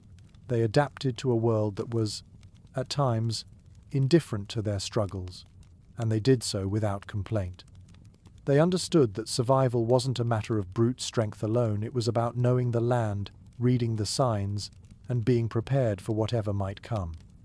The fire burns lower now, its warmth still lingering in the air, but the storm continues to rage outside, a reminder of the world beyond the safety of your cabin. You have come to understand the truth of this place, that survival in the wilderness isn't just about building a cabin or gathering food. It's about persistence, resilience, and the quiet determination to thrive in a place that constantly tests your limits. As the night stretches on, the storm outside doesn't seem so daunting anymore. You are here, in this cabin, surrounded by the legacy of those who came before you. The work continues, the challenges persist, but for tonight, you are safe. Tomorrow, there will be more to do, more wood to chop, more food to gather, and more tasks to maintain this small but sturdy cabin. But for now, you rest. You rest because you know that the legacy of survival that runs through the walls of this cabin lives on in you. The storm outside seems to have settled, though the wind still whispers through the cracks in the walls, reminding you that the wilderness is never truly at rest.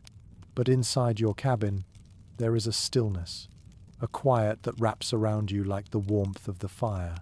The snow outside has buried the world in white, turning the trees into skeletal sentinels, their branches heavy with snow, and the landscape into a stark, unforgiving expanse. But here, in the warmth of your cabin, you are sheltered from the storm. The mountain men who built these cabins knew what it took to endure this isolation, to create a home from the raw materials of the land, a place to rest, a place to fight off the cold and the loneliness. Each day in the wilderness was a constant negotiation with nature. The land provided, but only if you knew how to work with it. The men who first built this cabin understood that survival wasn't just about enduring the storms, the cold, or the hunger. It was about living with the land, using what it offered, and learning to bend with the winds, not break under them. They didn't build their homes to withstand only the seasons, they built them to survive the constant changes of the wilderness. There were no shortcuts in the mountains, no fast way to ensure survival. Every task, from gathering firewood to maintaining the cabin to setting traps, required time, patience, and skill. The men knew that they could not afford to waste time. If they did, the consequences could be dire. A cabin that wasn't properly maintained could collapse under the weight of the snow. Food that wasn't properly preserved could spoil and leave them hungry. The wilderness didn't offer second chances. Every decision was a matter of life and death. But it wasn't just the physical labor that made survival so difficult. The isolation, the loneliness of being so far from civilization, was one of the toughest battles the mountain men had to fight. They spent months without seeing another soul, sometimes going for years without the companionship of a fellow human being. The silence of the wilderness could be deafening. The days would pass slowly, the work relentless, the cold biting at their bones. But the mountain men knew that to survive, they had to stay strong, both physically and mentally. They couldn't afford to let the isolation wear them down. In these moments of solitude, the cabin itself became more than just a shelter. It became a lifeline. The walls of the cabin, the fire in the hearth, the tools they used, it was all part of their survival. The men relied on the cabin for more than warmth or safety. They relied on it for comfort, for a sense of stability in a world that was constantly changing. The cabin became a symbol of their ability to endure, their ability to carve out a space in the world that was entirely their own. As you sit by the fire, the crackling of the wood and the soft glow of the embers fill the room. You can hear the storm outside, but inside, there is peace. The work of the day is done, and you've survived another night. The mountain men who built these cabins did the same thing, day after day, year after year. They kept going, even when the weather seemed unbearable, even when the work felt endless. They understood that survival wasn't just about battling nature, it was about working with it, understanding its rhythms, and adapting to its challenges. But the mountains were never fully tamed. The men knew that the wilderness was always there, lurking just outside the door, ready to reclaim everything they had built. And yet, it was in that constant struggle against the elements, against the isolation, against the loneliness that they found meaning. It was in the small victories, the fire that burned all night, the trap that caught a meal, the cabin that stood strong against the storm, that they found purpose. The wilderness didn't make survival easy, but it gave the mountain men the opportunity to prove their strength, to prove their resilience, and to prove that they could carve out a life in a place that seemed intent on rejecting them.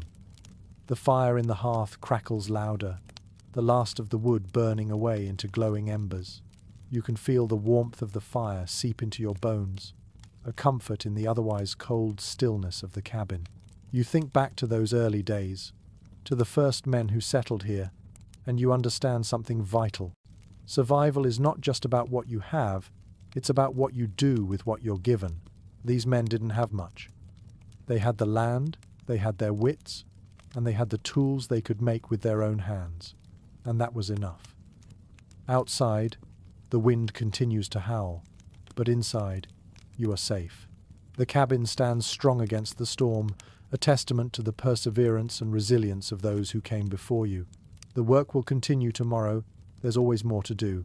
The firewood must be chopped, the traps checked, the cabin maintained. But for tonight, you rest.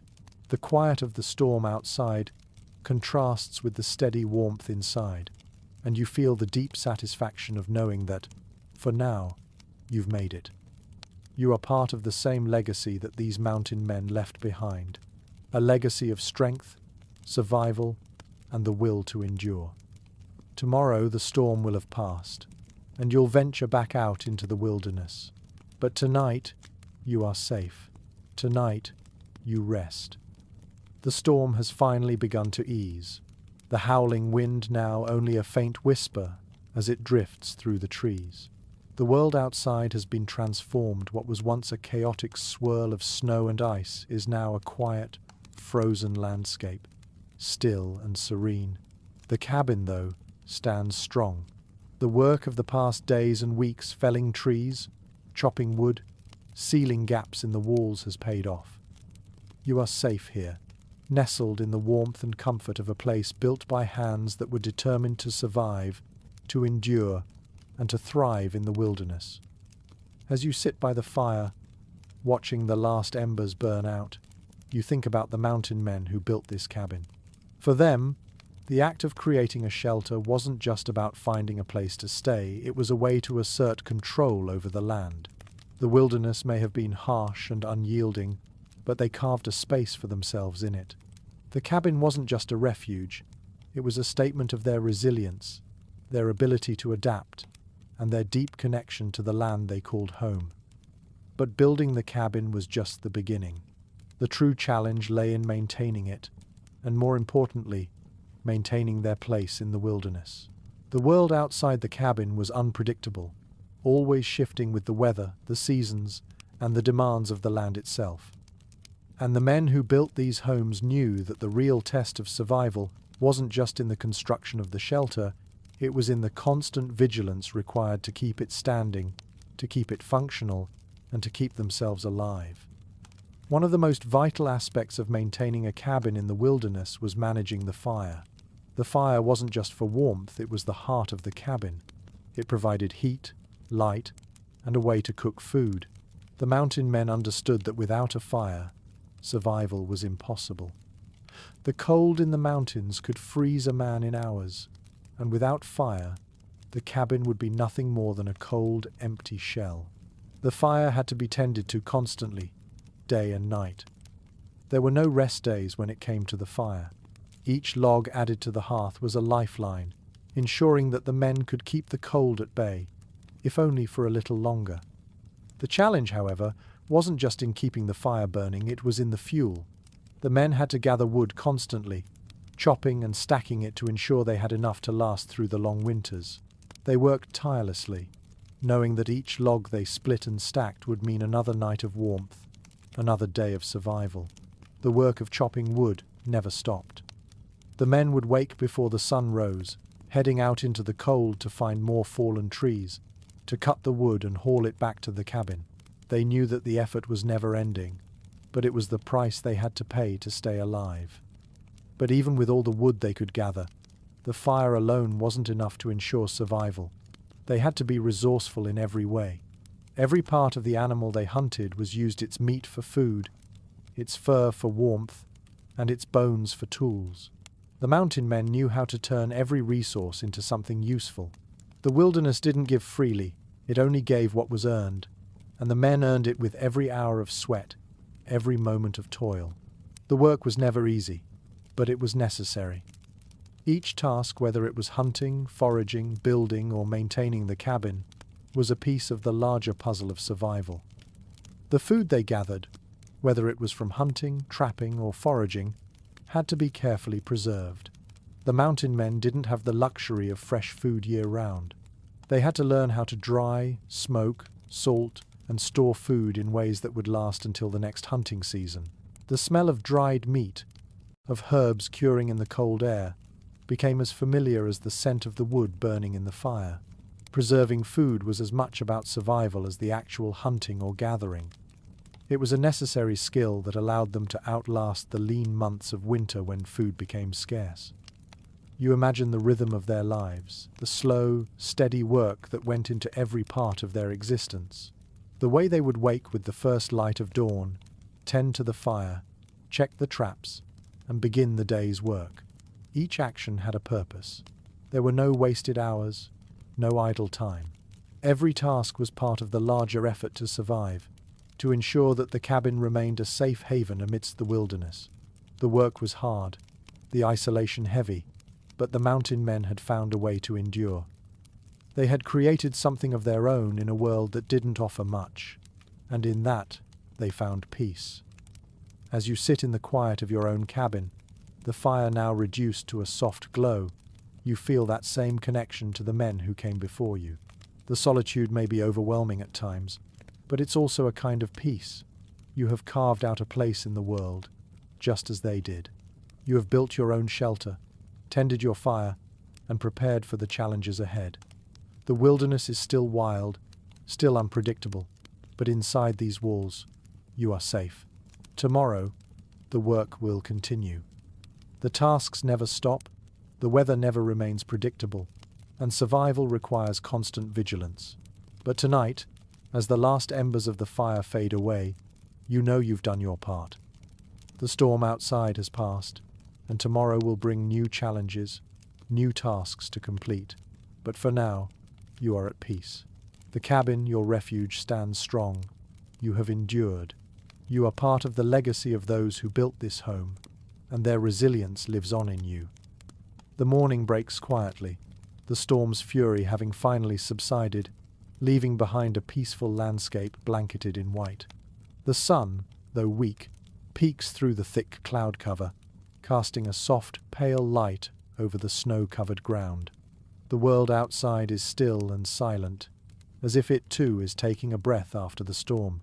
But inside your cabin, the day begins with the steady rhythm of work. The fire has burned low overnight, and the warmth it provided has slowly faded. It's time to stoke it back to life, to start the day's tasks that will carry you through the next stretch of the harsh winter. As you rise from the warmth of your bed, you glance around the cabin, the sturdy walls, the fireplace that's always in need of attention, the shelves lined with preserved food. All these small, vital parts of your home remind you that survival here is an ongoing effort. The men who lived in this cabin before you knew this truth well. They weren't just focused on the construction of the shelter. They understood that keeping the cabin intact, maintaining their supplies, and ensuring the fire never went out were all equally important to their survival. The first task was always the fire. Without it, the cold would invade every corner of the cabin. The fire was a constant companion, a warm presence in an otherwise unforgiving world. The mountain men knew how to start a fire from scratch, and in the early days, they were often forced to rely on whatever materials they could find to keep it going. The first spark, the first crackling of kindling, was a small victory, a reminder that no matter how cold or isolated the world outside, inside the cabin, warmth could still be found. The fire wasn't just a means to stay warm, it was a lifeline. It allowed the men to cook, to dry meat, to keep away the chill of the long dark nights. It was the heart of the cabin. Once the fire was going again, it was time to tend to the rest of the cabin. The men knew that maintaining their shelter was just as important as keeping the fire burning. The roof had to be inspected after every snowfall. If too much snow accumulated, the weight could cause it to collapse. The walls, too, required attention. Gaps between the logs had to be filled with moss, clay, or animal hair to keep the wind out.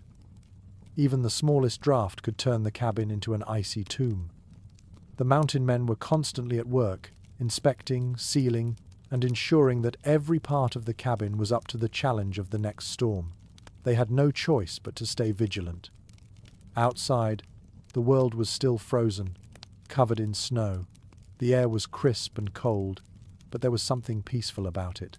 The men who lived here before you knew that the landscape could be both beautiful and harsh, a place of solitude and isolation, but also of incredible freedom. The mountains were unforgiving, but they also offered something that the men cherished: independence. There were no rules out here, no one to tell them what to do. The land was theirs to work with, to shape as they saw fit. It was a harsh, difficult existence, but in that difficulty, there was a kind of freedom that couldn't be found anywhere else. The day ahead would be filled with the same tasks as always: gathering firewood, checking the traps, ensuring that the cabin remained secure. But even as you carry out these tasks, you know that there's something more beneath it all. It's not just about surviving the day or the winter. It's about proving that you can thrive in a place that seems designed to break you. The mountain men who built these cabins weren't just trying to stay alive, they were building lives in the wilderness. They were making something out of nothing, carving a space for themselves in a world that gave nothing freely. And, in the process, they created something that would outlast them. As you move through the familiar motions of the day, chopping wood, checking the traps, you can't help but think about the men who built this place. They had no maps, no guides, no roads to follow. They had only their instincts, their knowledge of the land, and their ability to create something from what the wilderness offered. Every log they cut, every trap they set, every gap they filled, these were the marks of their survival. The cabin they built wasn't just a shelter, it was a symbol of their resilience, their ingenuity, and their ability to turn a harsh, unforgiving world into a place they could call home. In many ways, their story is your story. The tasks you carry out today, the work that fills your day, is the same work that kept them alive. You, too, are part of this legacy. You're living in a place that has been built by hands that understood what it meant to survive, to adapt, and to make something out of nothing. The cabin is a testament to that. It stands as a reminder that, no matter how difficult the world may be, you can carve out your place in it, find shelter, and make it your own. As the day stretches on and the storm outside finally dies down, you feel a quiet sense of accomplishment. The fire is crackling again, the cabin is secure, and the world outside is still and peaceful. Tomorrow will bring new challenges, new tasks to keep the cabin standing. But for now, you have done enough. The work continues, as it always does. But tonight, you rest, knowing that you are part of a long legacy of survival and resilience. The mountain men who built these cabins before you didn't just survive the wilderness, they conquered it, turning it into a place where they could thrive. And now, in this cabin, you too are a part of that victory. The quiet of the post-storm world outside the cabin is a welcome change from the howling winds and swirling snow of the previous days. As the sun rises higher in the sky, its pale light dances off the snow, casting long shadows across the landscape. The world outside looks serene, almost magical in its stillness, but you know better. The wilderness is never as peaceful as it appears. It is a place of constant flux, of hidden dangers, and relentless challenges. But inside this cabin, you are safe for now. The fire, though low, continues to provide warmth, and the walls that shelter you hold firm against the cold and the world beyond. You take a moment to reflect on the task ahead today. Like every day in the wilderness, will be filled with work. The firewood once again needs to be replenished, and the traps must be checked. The cabin requires constant upkeep. Even the smallest imperfection, whether a loose log or a cracked wall, could make a life or death difference when the storms return. The mountain men who built this cabin knew this truth well. Their survival depended on the care they took with their shelter, the tools they made, and their understanding of the land around them. They were not just living, they were creating a life that would endure in the face of the wilderness's unyielding demands. For them, the cabin wasn't just a place to sleep, it was a symbol of their struggle and triumph. Every log that was notched and stacked, every crack sealed with moss or animal fur, every piece of firewood chopped was a testament to their perseverance. They were building more than a structure. They were building a life, carving out a space where they could thrive despite the harshness of their surroundings. The cabin they constructed wasn't just shelter, it was a manifestation of their will to endure and to adapt. The tasks that filled their days were endless. They had to be both craftsmen and survivalists, constantly adapting to the changing seasons and the unpredictable nature of the land. The men who lived here didn't just hunt and trap, they had to master every aspect of survival. They needed to know the land, its rhythms, and its challenges intimately. They learned to work with the land, using it to build their shelter, gather food, and keep themselves safe from predators. They understood the importance of foresight, preparing for the winter when the weather was still mild, gathering firewood, preserving food, and fortifying their homes against the snow. The isolation of the wilderness was perhaps the most difficult challenge they faced. It was not just the cold or the danger of predators, it was the loneliness. The men would go months without seeing another person. They were cut off from the world they had once known. In these moments of solitude, the cabin became more than just a shelter. It was a refuge, a place of solace in the midst of isolation. The mountain men knew how to fill their days with purpose, whether it was hunting, repairing the cabin, or recording their thoughts in journals. But even in their quiet moments, they understood the toll that solitude could take. As you sit by the fire, watching the embers glow, you feel a connection to those men, their lives unfolding in the very space you now inhabit. They endured what you are enduring now. The cold, the isolation, the constant work, and the quiet strength required to keep moving forward. They were part of a larger narrative, one of survival in an unforgiving land. Their cabins, built with care and sweat, are a testament to their resilience. And now, you too are living that story. Today, you will continue the work they began. The fire needs attention, the food stores need replenishing, and the cabin itself must be maintained. The cold will always be at your door. The wind will always howl against the walls. But inside, you have a safe space, a sanctuary from the world outside. The cabin stands strong, its logs solid, its foundation unwavering. It is a reminder that despite the world's unyielding challenges, you have created a place where survival is possible, where you can rest, eat, and sleep in relative peace. The mountain men who built this cabin didn't have the luxury of modern conveniences. They didn't have roads to travel or stores to visit. They had only what the land gave them, and in that harsh environment, they made something out of nothing. They carved out a life with their own hands, building homes that were as much about resilience as they were about function. Their cabins weren't just structures, they were symbols of their connection to the land, their understanding of the wilderness, and their ability to make the harsh world around them work for them. As you stand and prepare for the day's work, you realize that the legacy of these men is not just in the walls of this cabin, but in the way you live each day. Every log you chop, every trap you check, every gap you seal, is a small victory, a testament to your own resilience and determination. The wilderness may be cold and unforgiving, but you, like the mountain men who came before you, have found a way to make it your own. The challenges will continue, but with each passing day, you grow stronger, more connected to the land, and more deeply a part of this world. The storm has passed, but the work remains.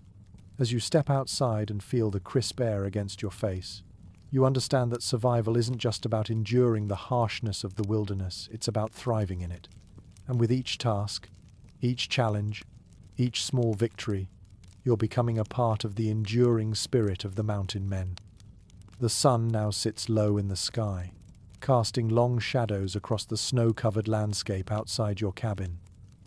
The morning's work is behind you, Wood has been chopped, the fire rekindled, and the traps checked. Yet, the tasks never truly end. In the wilderness, there is always something that needs attention, some task that cannot be left unfinished. As you sit by the fire, taking a moment to rest, you can't help but think about the men who lived here before you. The mountain men whose hands built this very cabin.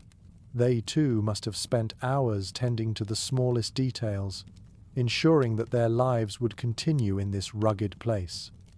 It wasn't just the cold they battled, it was the ever-present feeling of being isolated from the rest of the world. The men who built this cabin spent long stretches without seeing anyone else. For most, it was a way of life. They didn't see the isolation as something to fear, they embraced it. They understood that in this world, where the land was untamed, they had to rely on themselves.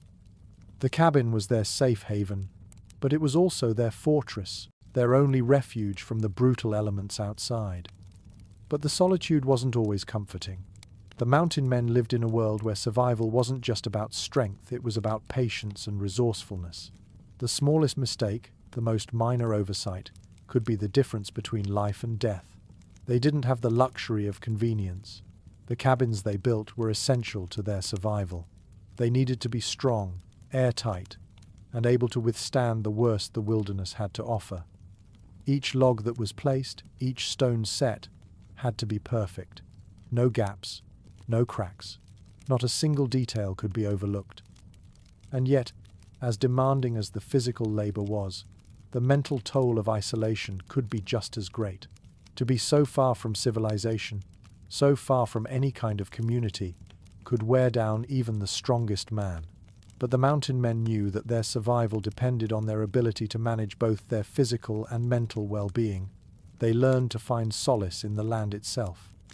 They found comfort in the solitude, in the quiet hours spent alone with only the fire and the sound of the wind for company. This isolation wasn't a weakness, it was a test of their resolve. You reflect on how much of that same spirit has taken root in you. The work, the isolation, the daily grind.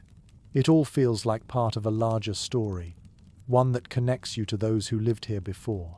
Just as they did, you've learned to adapt. The cabin you now occupy isn't just a shelter from the cold, it's a manifestation of survival itself. Every day, you find yourself learning more about the land, the weather, and the rhythms of life in the wilderness.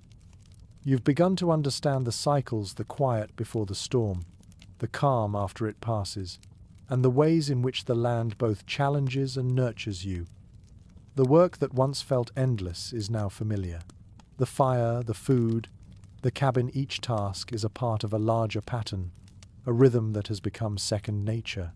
As you step outside to check the traps once more, you are greeted by the quiet of the snow-covered land. The crisp air bites at your face, and the snow crunches underfoot. There is something peaceful about this world, even with its dangers, even with the constant work. The wilderness, in all its harshness, has a quiet beauty to it. The wind whispers through the trees, the world untouched by the hustle and bustle of civilization. It is a world where survival is a way of life, a life that requires respect for the land, for the elements, and for the lessons learned by those who came before. You walk to the traps, your boots leaving deep impressions in the snow. The crunch of the cold beneath your feet is the only sound, and it becomes a familiar rhythm, one that seems to echo through the quiet world around you. As you check the traps, you notice how the wilderness, despite its challenges, offers its rewards. The animals that come from the land, the resources that are available, everything is interconnected. The mountain men understood this better than anyone. They knew that to live here, to truly thrive, they had to respect the land, work with it, and take only what they needed. The land doesn't give freely, but it offers opportunities to those who are willing to learn. The mountain men were masters of this, masters of adapting to their environment and using the land's resources wisely. They didn't fight nature, they learned to live with it. They understood that survival wasn't just about fighting the storm, it was about understanding when to wait, when to move, and when to act. They found a balance, a rhythm that allowed them to carve out a life in the wilderness. As you return to the cabin, you feel the weight of that same knowledge. The mountain men didn't just survive, they thrived. They built lives from the wilderness, from the very elements that most people would have turned away from. They built cabins, but they also built something deeper, a relationship with the land that allowed them to survive, to live on their own terms. The storm outside has passed, the wind now a soft murmur, but you know that the work continues. It always does. There is always something that needs to be done. But there is a quiet satisfaction in knowing that you have a place here, a cabin built with your own hands, just as it was for those who came before, and with each passing day, you are part of that same legacy. The cabin stands strong, its walls secure, the fire burning steady. The world outside may be harsh, but inside, there is warmth. And in this space, you are not just surviving, you are thriving. Like the mountain men who once called this place home, you've learned to adapt, to live in harmony with the wilderness, and to build a life that endures. As the evening light fades, the world outside the cabin takes on a peaceful, almost dreamlike quality. The sun's last rays reflect off the snow, casting the land in shades of pink and gold. The storm has passed, leaving a serene quiet in its wake. It is in moments like these, as the fire crackles softly and the night settles in, that you truly understand the legacy of those who came before you. The mountain men who built this cabin didn't just endure the wilderness, they lived it, breathed it, and made it their own. Their presence lingers here, in the logs, in the earth beneath your feet, and in the very air that surrounds you. The cabin, with its sturdy walls and warmth, is more than just shelter. It's a reflection of the men who crafted it, their ingenuity, and their resilience. Every log was placed with purpose, every nail driven with determination. These men understood that to survive in the wilderness, they had to build something that could withstand not only the elements, but also the isolation, the hunger, and the constant need for vigilance. This was not a life of convenience. It was a life of survival, where each day was a test of strength and skill. But beyond the physical challenges of survival, there was also the mental toll of isolation. The mountain men knew that their survival didn't just depend on their ability to hunt, trap, or build it, depended on their ability to maintain their sense of purpose in the face of solitude. They were often miles away from the nearest neighbor, cut off from the world they once knew. Yet, they found ways to fill the silence. They spent their days working the land, and when the work was done, they found solace in their journals, in the occasional letter from a distant friend, or in the very landscape that surrounded them. The solitude, though difficult, became a part of their lives, shaping them into men who were not only physically capable, but also mentally resilient. You can almost hear their quiet voices, the hum of their labor, the sound of tools being sharpened, logs being chopped, and fires being stoked. The mountain men's lives were filled with work, but it was the kind of work that brought a sense of accomplishment. It wasn't always glamorous or easy, but it was necessary. They didn't have the luxury of waiting for help or expecting things to come easily. Everything was earned. The food they ate, the warmth they felt, and the shelter they had were all products of their own effort. And yet, there was a profound satisfaction in that effort, a satisfaction that comes from knowing that you've carved out a place for yourself in the world. As you sit here now, by the warmth of the fire, you realize that you too have become part of this story. The work you do today, the tasks that fill your hours, are the same ones that kept the mountain men alive. The fire, the food, the cabin, they all depend on your attention, your care. The isolation is still present, but it no longer feels as daunting. The cabin is your refuge, a space that you've built from the same raw materials as those who lived here before. The fire burns steady, the wind howls outside, but within these walls, there is warmth, there is peace. Tomorrow, the work will continue.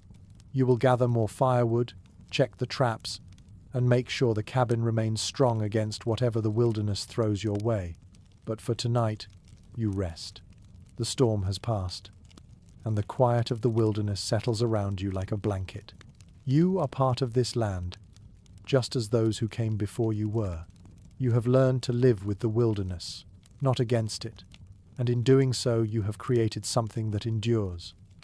The mountain men understood the harshness of the wilderness, but they also understood its beauty. They saw the land not just as a challenge to overcome, but as a partner in their survival. They knew that the land could provide, but only if you learned to respect it, to work with it. And that respect, that understanding, is what allowed them to build homes, to survive winters, and to create a life that was entirely their own. As you sit by the fire, you are reminded of that spirit of survival. The wilderness is still wild, still unpredictable, but inside this cabin you are safe. The fire burns bright, and the world outside is still. For tonight, you are not just surviving, you are living. The legacy of the mountain men is alive in you, in the way you've learned to adapt, to endure, and to find peace in the solitude of the wilderness.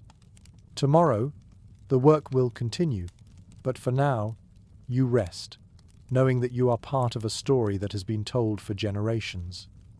The night outside the cabin is still. The snow, though thick and deep, has settled in quiet drifts, leaving the world bathed in a soft, cold glow. The moon, faint but bright, casts long shadows across the land, turning every snow-covered branch into a silhouette. The wind has died down to a whisper, the howling of the past days replaced by the silence of the wilderness. In this moment, everything seems to be at peace. But within your cabin, there is a quiet energy, a readiness for whatever the next day may bring. You sit by the fire, the embers glowing red and warm, casting a flickering light on the walls of the cabin. The stillness of the night is a comfort, but it's also a reminder of the constant work that comes with living here. There is never truly a moment to rest for long. The mountain men who built this cabin knew this well. For them, every quiet moment was a brief respite before the next challenge. The cold never fully relented, the food never fully abundant, and the isolation never fully eased. Each day, they had to find strength in the tasks that awaited them, no matter how tiring, no matter how relentless. The cabin, though small, was a fortress against the wilderness. Every log, every piece of wood, was carefully chosen and placed with precision. The roof had to be strong enough to hold back the snow, the walls needed to be tight enough to keep the wind from slipping in, and the foundation had to be secure enough to hold the structure steady through the years. The men who built it didn't just construct a shelter, they created a life in the mountains. They knew that every crack, every crevice, every gap in the wall could invite the cold, and they made sure their cabin was sealed tight against the elements. You can't help but imagine the men who first lived in this place, their days filled with labor, their lives filled with a quiet determination. Each log they cut, each wall they built, each piece of firewood they stacked was done with the knowledge that survival required constant effort. There were no shortcuts. There was no one else to turn to for help. They had to rely on themselves, on their skill, and on the knowledge they had of the land. The wilderness was both a companion and an adversary. It offered resources, but it also demanded respect, and the mountain men who built this cabin understood that. The fire crackles and pops, sending a shower of embers into the air, but the warmth it provides is a comforting presence in the quiet cabin. The night outside is cold, the kind of cold that seeps into the bones, but inside, the hearth offers a respite. The mountain men would have felt the same way. This fire, this warmth, was their lifeline.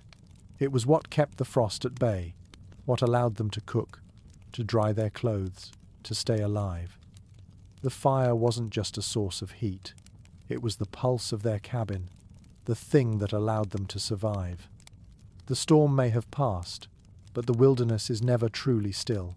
Tomorrow, more work will be waiting. The firewood needs to be replenished, the traps checked, the cabin maintained. And yet, there's a quiet satisfaction in knowing that, like the men before you, you have become part of the cycle of survival. The daily tasks, though never-ending, are what keep you anchored in this place. Each action, each decision is a small victory over the cold and the isolation. The wilderness may be harsh, but with every log chopped, every trap set, every meal prepared, you are asserting your place in it. The mountain men who first lived here were constantly adapting to the challenges around them. They learned how to use every resource at their disposal. They hunted, fished, trapped, and foraged, using the land's bounty wisely. They made their homes from the trees around them, and they knew how to survive when the land seemed to give nothing. They understood the rhythms of the wilderness, the seasons, the weather, the movement of animals, and they learned to work with those rhythms. It was a way of life, a way of being, that required both skill and patience. As you sit by the fire now, you feel a deep connection to them. Their legacy lives on in the very cabin you sit in the fire that burns steadily, in the tasks that await you tomorrow. The mountains, the cold, the isolation, they remain, as they always have. But now, you are part of the story. You too have learned to survive in this world, to make a life in a place that seems to offer nothing. But with each day, with each task, you carve out your place here, just as they did. Tomorrow will bring new challenges. The cold will return, the wind will howl again, and the work will continue. But for tonight, the fire is warm, and the cabin stands firm against the storm. The mountain men who lived here before you built their lives with their hands, and now you are carrying on that legacy. The fire crackles in the hearth, and the stillness of the night reminds you of the strength it takes to survive in the wilderness. You are part of that strength, part of that spirit, and as you rest by the fire, you know that you are not alone. The cabin is your refuge, your home, and as long as the fire burns, as long as the logs stand strong, you will continue to endure. Tomorrow, the work will resume. The cold will challenge you again. But for now, you rest, knowing that the mountain men who built this place before you would be proud. You are living their story. The fire is a steady, comforting presence in the cabin, crackling gently as the last of the day's light fades away. Outside, the world is wrapped in darkness, the quiet of the night stretching across the snow-covered landscape. The storm has passed, and the wilderness has settled into its familiar rhythm. But for you, in this cabin, there is a quiet stillness that brings a sense of peace, a peace that has been earned through the labor of the past days and weeks.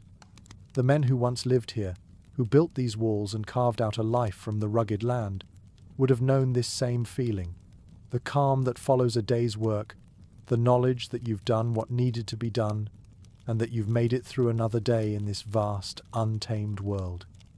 As you sit by the fire, the weight of the day settles into your bones. The wood is stacked, the traps have been checked, and the cabin is secure. The familiar tasks are done, and now you are left with the quiet of the evening to reflect. The mountain men who built this cabin lived their lives much like this, steadily, quietly, always working toward the next task, the next challenge. There was no end to the work, but in each task they found purpose.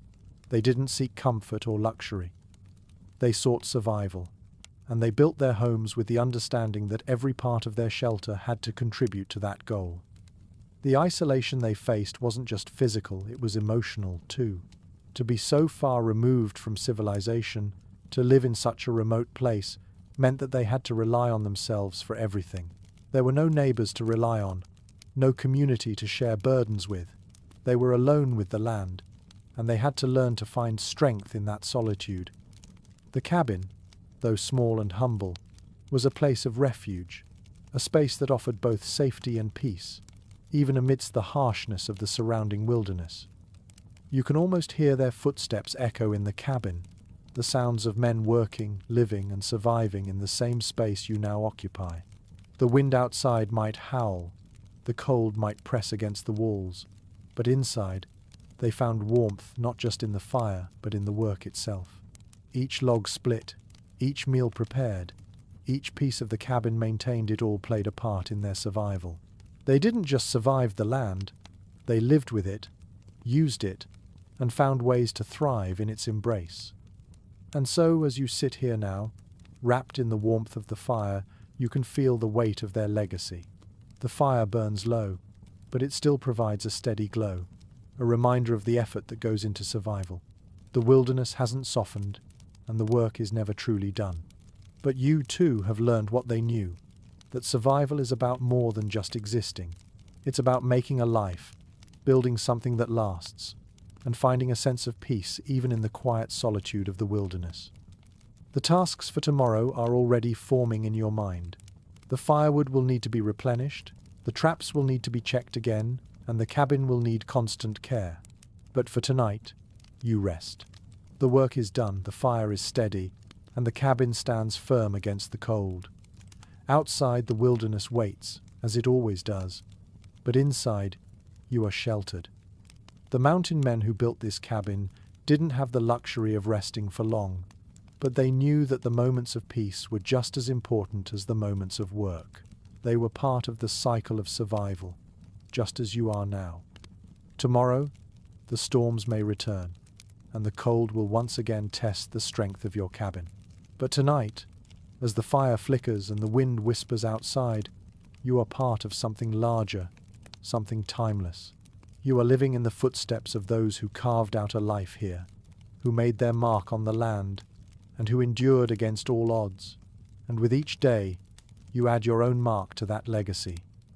The fire continues to burn softly, the embers glowing in the hearth, and as you settle into the quiet of the cabin, you feel the peace that only comes from knowing you have done your part. Tomorrow, the work will begin again, but tonight, you rest in the knowledge that you have created a life here, just as the mountain men before you did. You've made your place in the wilderness, and you've learned how to survive, not just endure. The cabin is your home, your sanctuary, and in the stillness of the night, it feels like more than just wood and stone. It feels like a living thing, built from the labor and spirit of those who came before, and now, from your own hands. Tomorrow will bring new challenges, new tasks, and new triumphs, but for tonight, you are safe. The fire burns steady, the world outside is still, and you rest, knowing that you are part of the enduring legacy of the mountain men who built this cabin, who lived in this wilderness, and who showed that survival isn't just about enduring, it's about thriving in the face of the wild. The silence of the night is unbroken, save for the soft crackling of the fire. The wind, though still, has left its mark, howling through the trees earlier, but now there is only the soft, steady peace of the wilderness. The moonlight spills across the snow, casting a cool, silvery glow over the world outside, and the stars above seem closer tonight, more vivid, as though they too are taking a breath after the storm has passed.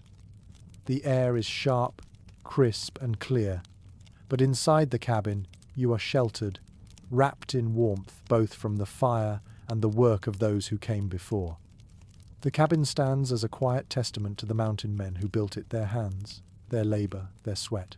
Each log that forms the walls, each beam that holds the roof, each notch carved with care tells a story of survival, of adaptation, of finding a way to thrive in a land that gave so little. The work was never easy. It was unrelenting, just as the land was, but it was in the constant labor that they found their purpose, their rhythm. There was no room for complacency. Every day was a fight against the elements, a battle to maintain what they had built, to ensure that their shelter, their fire, their food would last. And now, as you sit by the fire, you realize that the same rhythm has settled into your bones. The work that once felt like an endless list of tasks is now second nature. The chopping of wood, the tending to the fire, the checking of traps, these actions, simple in their own right, have become the heartbeat of your existence. They are no longer burdens, but rituals. Each task you perform is not just for survival, it's a part of something larger, something that connects you to those who came before. The men who built this cabin knew the value of every small action, for in the wilderness, nothing could be taken for granted. The solitude, which once felt so daunting, now feels like a space in which to breathe. The days are long and filled with work, but the quiet moments, the ones spent by the fire with only the sound of crackling wood and the occasional gust of wind outside, are the moments of peace. These are the times when the mountain men found their strength. They lived not only with the land, but with themselves. Alone in the wilderness, surrounded by the wild, they learned to accept the solitude, to find solace in it. The isolation was a challenge, but it also brought clarity, a chance to reflect, to connect with something deeper, something more enduring than the hardships of daily survival. You are a part of that tradition now. The mountain men knew that survival wasn't just about physical strength. It was about mental fortitude, about pushing through the isolation, the cold, the never-ending work, and finding something meaningful in the effort. It's a lesson that rings true for you now. The work of survival is endless, but with each passing day, you grow stronger in body and mind. You've learned to trust yourself, to rely on the land, and to respect the solitude that comes with this place. Outside, the snow continues to blanket the world, the land hidden beneath a soft, white veil.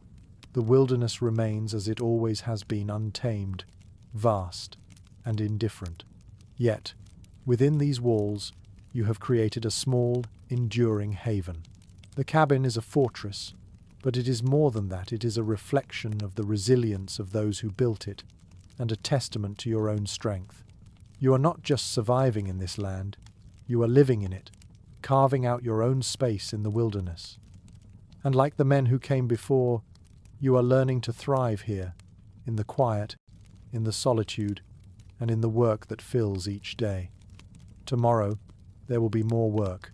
The wind will pick up again, the cold will press against the walls, and the cycle of survival will continue. But for tonight, you are at peace. The fire burns steadily, the warmth radiates through the cabin, and you sit in the comfort of your own labor. You've earned this moment of rest. The mountain men who lived here before you worked tirelessly, but they also understood the value of quiet moments like these, the moments where they could reflect on their efforts, where they could rest and find solace in the stillness of the wilderness. And so, as you sit by the fire, the soft glow of the embers reflecting in your eyes, you are reminded of the legacy you are now a part of. The wilderness may challenge you, but it has also shaped you. The cabin, built by those before you, has become your home, your refuge, and a symbol of endurance, strength, and resilience. The work will never stop, but for now, there is peace. The fire crackles, the wind whispers through the trees, and you are safe within these walls, a part of the unbroken chain of survival that stretches back through the generations. The first light of dawn filters through the small window in the cabin, casting long beams of pale sunlight across the room. The fire, though dim, still holds some of its warmth, a reminder that the night has passed and the day has begun. The world outside is quiet, the snow undisturbed, save for the marks of your own footsteps from the previous day. The storm has passed, but the wilderness is never truly still. The cold is already creeping back into the air, and the land waits, ready for the day's work to begin again. The mountain men who lived here before you knew this rhythm well, the quiet that followed the storm, the stillness that would always be broken by the demands of survival. You stand, stretching, and take a moment to feel the cool air against your skin. The cabin feels warm in contrast, the hearth a steady presence that has kept the cold at bay. The fire is already beginning to fade, but the embers still glow faintly, a reminder of the night's warmth. The mountain men who built this cabin knew the importance of the fire. It was more than a source of warmth, it was their lifeline. Without it, the cold would overtake them, and without that constant heat, their chances of survival would diminish drastically. But survival in this wilderness required more than fire. It required knowledge, skill, and constant vigilance. The men who built this cabin had to be resourceful, always preparing for what the next season would bring. They had no stores of food to fall back on, no markets to visit when the harvest was poor. They relied on the land, its animals, its plants, its rivers for their survival. They knew how to hunt, how to trap, how to preserve food, and how to make use of everything the land provided. Every day was spent working, whether it was gathering firewood, checking the traps, mending the cabin, or preparing food. And each day, as the tasks were completed, they found satisfaction in knowing they were one step closer to enduring another day in the wilderness. As you prepare for the day ahead, you feel that same sense of connection to those men. The work is never ending, but it is part of what keeps you grounded here. The tasks may seem small, chopping firewood, checking traps, repairing the cabin, but they are the foundation of survival. The mountain men didn't have the luxury of convenience. They didn't have a community to rely on, no one to help them when they needed it most. They built their homes with their own hands and kept them standing with the same effort. They created a life in the wilderness, and through their hard work, they carved out a place where survival was not just possible, but achievable. The air is cold when you step outside, the breath catching in your throat as it hits your lungs. The landscape, though stunning in its stillness, is harsh. The snow, deep and undisturbed, stretches for miles, the trees standing silent like sentinels in the distance. The world is waiting, but it is a waiting that will require effort. There are traps to check, firewood to gather, and repairs to make. But there is also a beauty to the landscape, a raw, untouched quality that speaks to the solitude and the freedom of this life.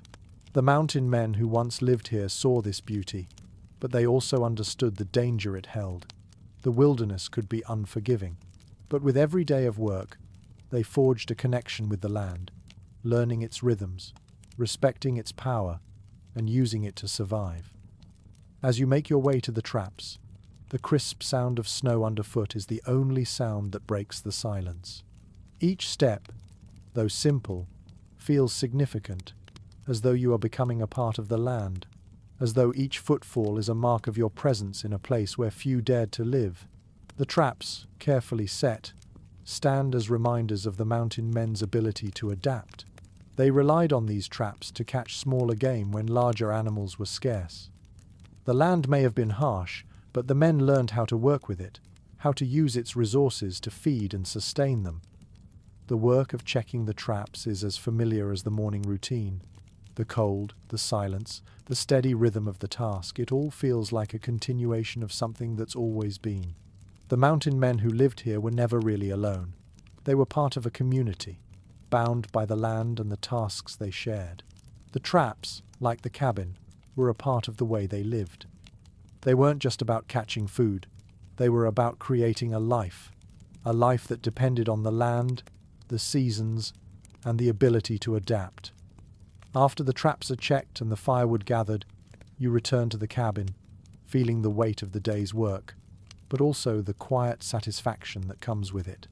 The cabin is secure, the fire is burning, and the land has once again offered its bounty. The work is never truly done, but you are ready for whatever comes next.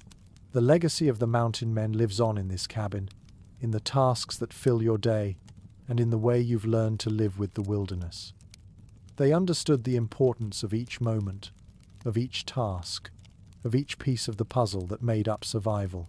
And now, you understand it too. The wilderness is vast, and the work is unceasing. But for tonight, the cabin is warm, the fire is steady, and you are safe. The storm may return, the cold may press against the walls, but you are part of the land now, part of the legacy of those who lived and thrived here before you. And tomorrow, you will continue the work, just as they did. You will continue to survive, to adapt, and to thrive. The fire has burned low now, the flickering orange glow casting long shadows on the cabin walls. The storm outside, though it lingers in the air, no longer seems as fierce. The snow still piles up in thick drifts around the cabin, a reminder that the wilderness is always present, ever-changing, and untamed. But inside, you find a sense of quiet peace. The constant work of the past days has settled into your bones, and the rhythm of the wilderness has become familiar, like the sound of the wind through the trees. You can't help but think about the men who built this cabin, the mountain men who once lived here in solitude, carving out a life in this vast, unforgiving land. They too must have known the peace that comes after a day's work, when the fire crackles in the hearth and the storm howls outside. But within these walls, there is warmth, safety, and a sense of accomplishment. The life they lived was one of constant effort, never-ending challenges, and yet they found something profound in it, a connection to the land and to the very act of survival. The cabin itself is a reflection of their resilience. Every piece of wood, every stone, every corner that has been carefully crafted speaks of their ingenuity and determination.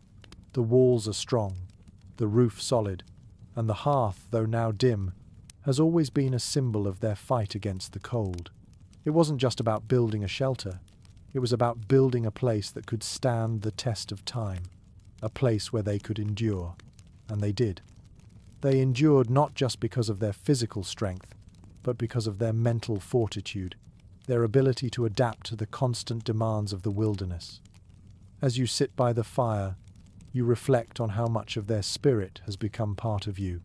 The work that once seemed endless, the chopping of firewood, the checking of traps, the care of the cabin is now second nature. It has become a part of the rhythm of your life. The solitude that once felt oppressive now feels like a space in which to breathe, to reflect, to find clarity. The wilderness, with all its beauty and danger, has become your teacher, and you, like the mountain men before you, have learned its lessons. The work is never truly done. There is always firewood to gather, the cabin to maintain, the traps to check. The land is constantly shifting, and you must remain vigilant. But there is peace in knowing that you are ready. The lessons learned by those who came before you are now yours, etched into every task you perform, every decision you make. The mountain men didn't just survive, they thrived, because they understood the land, respected its power, and adapted to its ever-changing nature. You too have come to understand these things. You've learned how to make the wilderness work for you, how to survive not just physically, but mentally, emotionally, and spiritually. Tomorrow, the work will continue.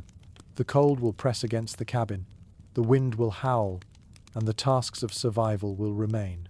But tonight, you rest. The cabin is secure, the fire burns steady, and you are safe. The storm outside is but a distant memory, and in this moment, you are not just surviving, you are living. The mountain men who built this cabin didn't have much, but they had everything they needed to endure: resilience, resourcefulness, and a deep connection to the land. And now, you too have those things. You are part of that legacy, carrying on the traditions of those who came before you. As the fire crackles and the night deepens, you feel a quiet satisfaction settle over you. You have done your part. You've worked the land, maintained your cabin, and kept the fire burning. The wilderness may challenge you, but it will never break you. Tomorrow, you will rise, just as the mountain men did, and face the new day with strength and determination. But for now, the cabin is warm, the storm is over, and you are at peace. The wind may pick up again, the cold may press in, but tonight, you are safe. And tomorrow, you will continue the work that has been passed down through generations, the work of survival, of resilience, and of thriving in the face of the wilderness.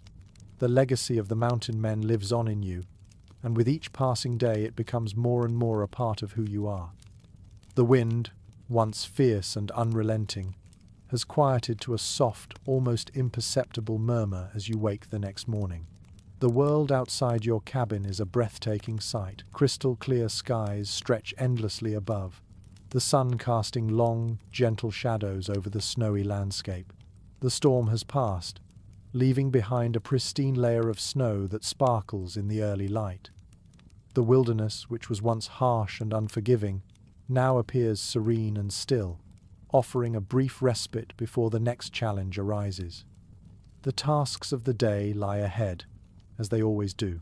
But as you move through your morning routine, stoking the fire, gathering your tools, preparing for the day's work, you can't help but reflect on how far you've come.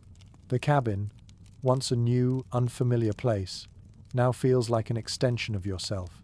Each log, each beam, every corner and crevice is familiar, as though it has become a part of you. The solitude, once overwhelming, has transformed into a quiet companion, and the constant rhythm of survival, the chopping of wood, the setting of traps, the tending of the fire, has become second nature. It wasn't always this way.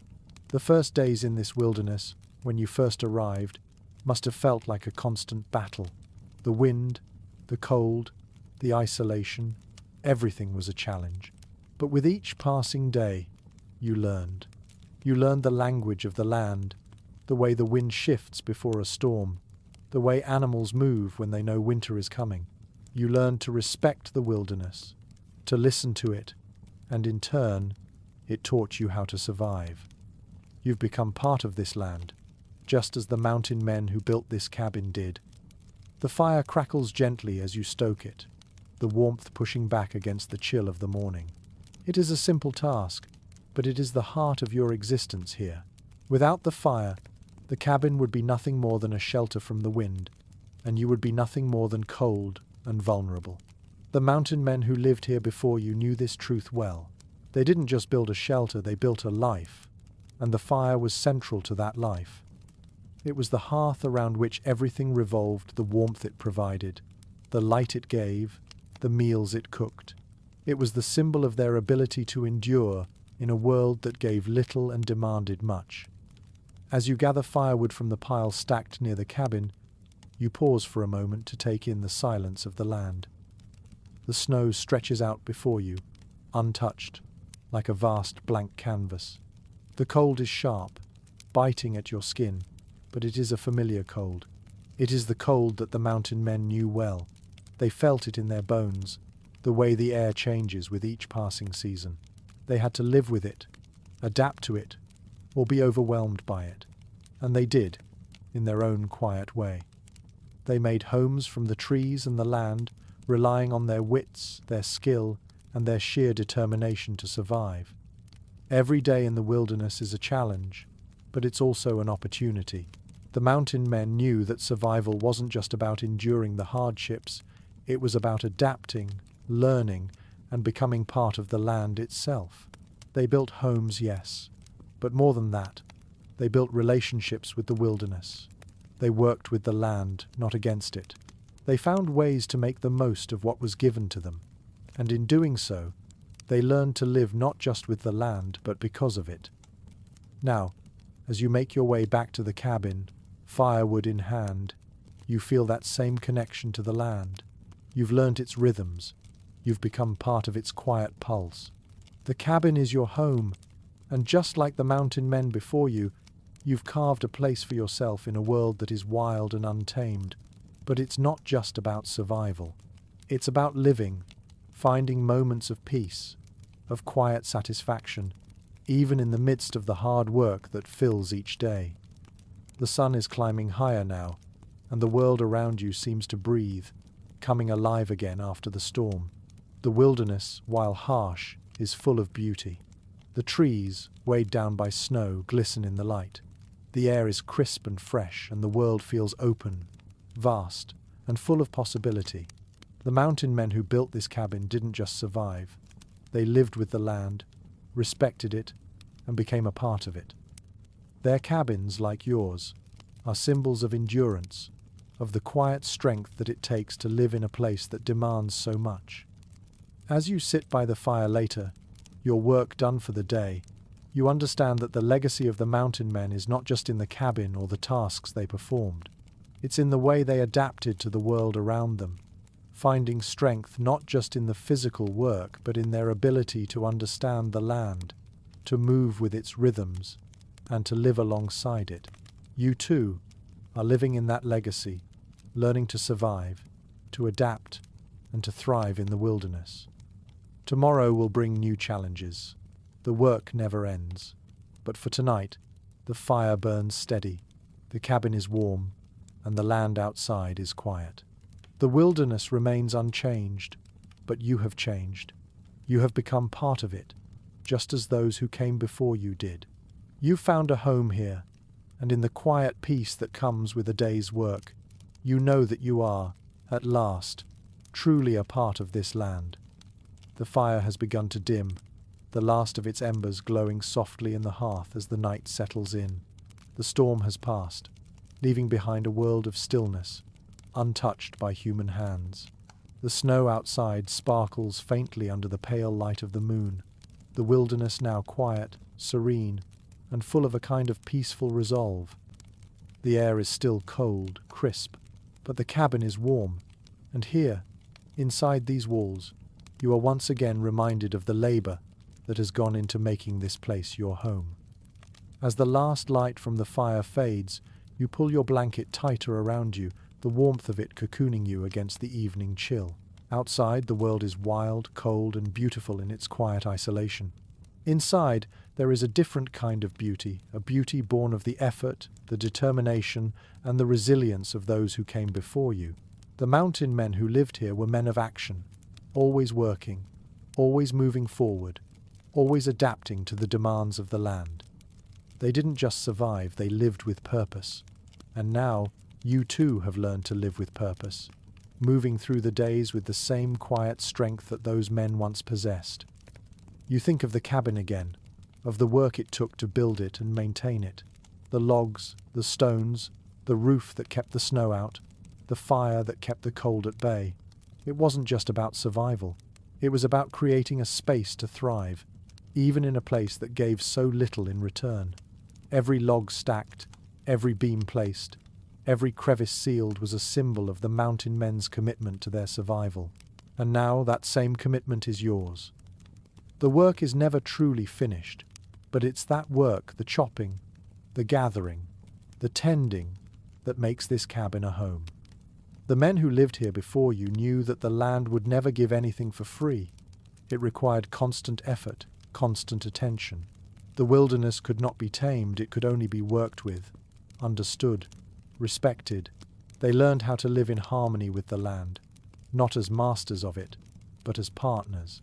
It wasn't always easy, and it wasn't always pretty, but it was a life they carved out with their own hands.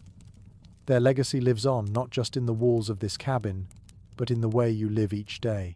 The fire you stoke, the wood you chop, the cabin you maintain, all of these are part of the ongoing legacy of survival and resilience.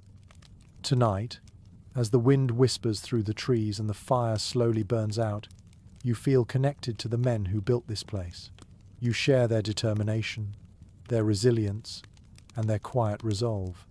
The isolation that once felt overwhelming now feels like a space to breathe, a space to reflect. It's a place to find peace in the midst of the work, a space to rest when the day's labor is done.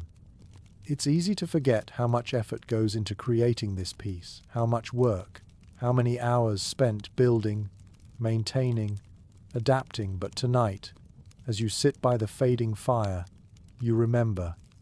You've come a long way since you first arrived. The land was a stranger, its cold, its isolation, its demands all unfamiliar, but now, you know it. You understand its rhythms, its patterns, its challenges. The wilderness is still wild, still unforgiving, but you are no longer a stranger to it. You've learned how to survive in it, how to live with it, how to make it your own. And, just like the mountain men before you, you've learned that survival isn't just about enduring, it's about finding meaning in the work, finding purpose in each task, and learning to live in harmony with the land. Tomorrow, the work will continue. There will be more wood to chop, more fire to stoke, more tasks to complete. The wilderness will continue to test you, continue to challenge you, but you know that you are ready. You've learned the lessons that the land offers, just as those before you did. And with each passing day, you grow stronger in body and spirit. But tonight, as the fire flickers one last time, you rest. The storm has passed, the night is still, and the wilderness outside is as vast and silent as ever. Inside, you are warm, you are safe, and you are at peace. The cabin stands strong, its walls a quiet testament to the labor, the love, and the spirit that built it. Tomorrow will bring more challenges, but tonight you have earned this moment. You have earned the rest, the quiet, and the peace that comes with knowing you've survived another day. The world outside may be wild and untamed, but in this cabin, you've found a space to breathe, to reflect, and to thrive. And as the last of the fire burns out, you close your eyes, knowing that the legacy of the mountain men lives on in you. Tomorrow, you will rise again, ready for whatever the wilderness has in store. The stillness of the night has deepened, the cabin now resting in a quiet lull that mirrors the vastness of the wilderness beyond. The fire is no more than a glowing remnant of what it once was, the embers now soft and warm, holding on to the last flicker of the day's life. Outside, the snow-covered land lies undisturbed, the moonlight casting long shadows on the earth, a landscape unchanged, as if frozen in time. There is something peaceful in that stillness, something profound in knowing that the land remains constant, that it holds a history older than any man who has walked its surface. Inside your cabin, the wind can be heard faintly as it dances through the cracks, but it no longer feels as fierce as it did earlier. The storm, with all its force and fury, has moved on, leaving behind only the remnants of its presence. The snowdrifts that have piled up against the cabin are like the quiet remnants of a battle won. You are safe now, within these walls, surrounded by the things that keep you warm and alive. The fire may have died down, but its warmth still lingers, a reminder of the energy that went into keeping it alive. You think about the mountain men again. They lived through the same storms, the same isolation, the same relentless rhythm of survival that you now know so well. They too knew what it was like to feel the wind howl outside, to hear the quiet settle after a storm, and to find comfort in the warmth of a fire that was stoked with care and attention. The legacy of those men is not just in the cabin they built, but in the lives they lived, the quiet, unspoken resilience that saw them through the hardships of the wilderness. As you lay down, pulling your blanket tighter around you, you find a moment of peace. The work has been done for the day, and tomorrow will bring new challenges, new tasks, and new opportunities. But for tonight, you rest. The cabin is warm, the land outside is silent, and the fire has given way to a quiet calm. The world outside might seem vast and overwhelming, but inside these walls you are safe. This, after all, is what survival is about. It's not just about enduring the cold, the storms, or the loneliness. It's about creating a life in the face of it all. The mountain men who built this cabin had no illusions about the wilderness. They knew it was a place of constant change, where one could never truly relax, never let their guard down. And yet, they built homes, they built lives, and they found ways to thrive. They used the land as a tool, shaped it to their needs, and made it their own, and in that there was beauty. In the very struggle to survive, there was the creation of something lasting, something that could endure long after the men themselves were gone. You feel connected to them now, not in a way that's grand or romantic, but in the quiet, everyday actions that make up life. The work that fills your days, the rhythm of survival, the slow, steady march of time in this wilderness. It's all part of that same legacy. The mountain men didn't have much, but they made the most of what they had. They understood that survival required both physical labor and mental strength. They knew that to live in the wilderness was to constantly adapt, to constantly find a way forward, no matter how difficult the day might seem. And now, you are part of that cycle. The wind may rise again, the snow may fall harder, and the cold may come back with a vengeance. But you, like the men before you, will continue. You will gather wood, stoke the fire, check the traps, and maintain the cabin. The rhythm of survival will continue, and with each passing day, you will become more deeply woven into the fabric of this land. You'll learn its moods, its challenges, and its rewards, and in doing so, you'll make a life here. The wilderness will always be wild, but it will no longer be a stranger to you. Tomorrow, the work will begin again. The land will demand more of you, the cold will return, and the tasks will never truly stop.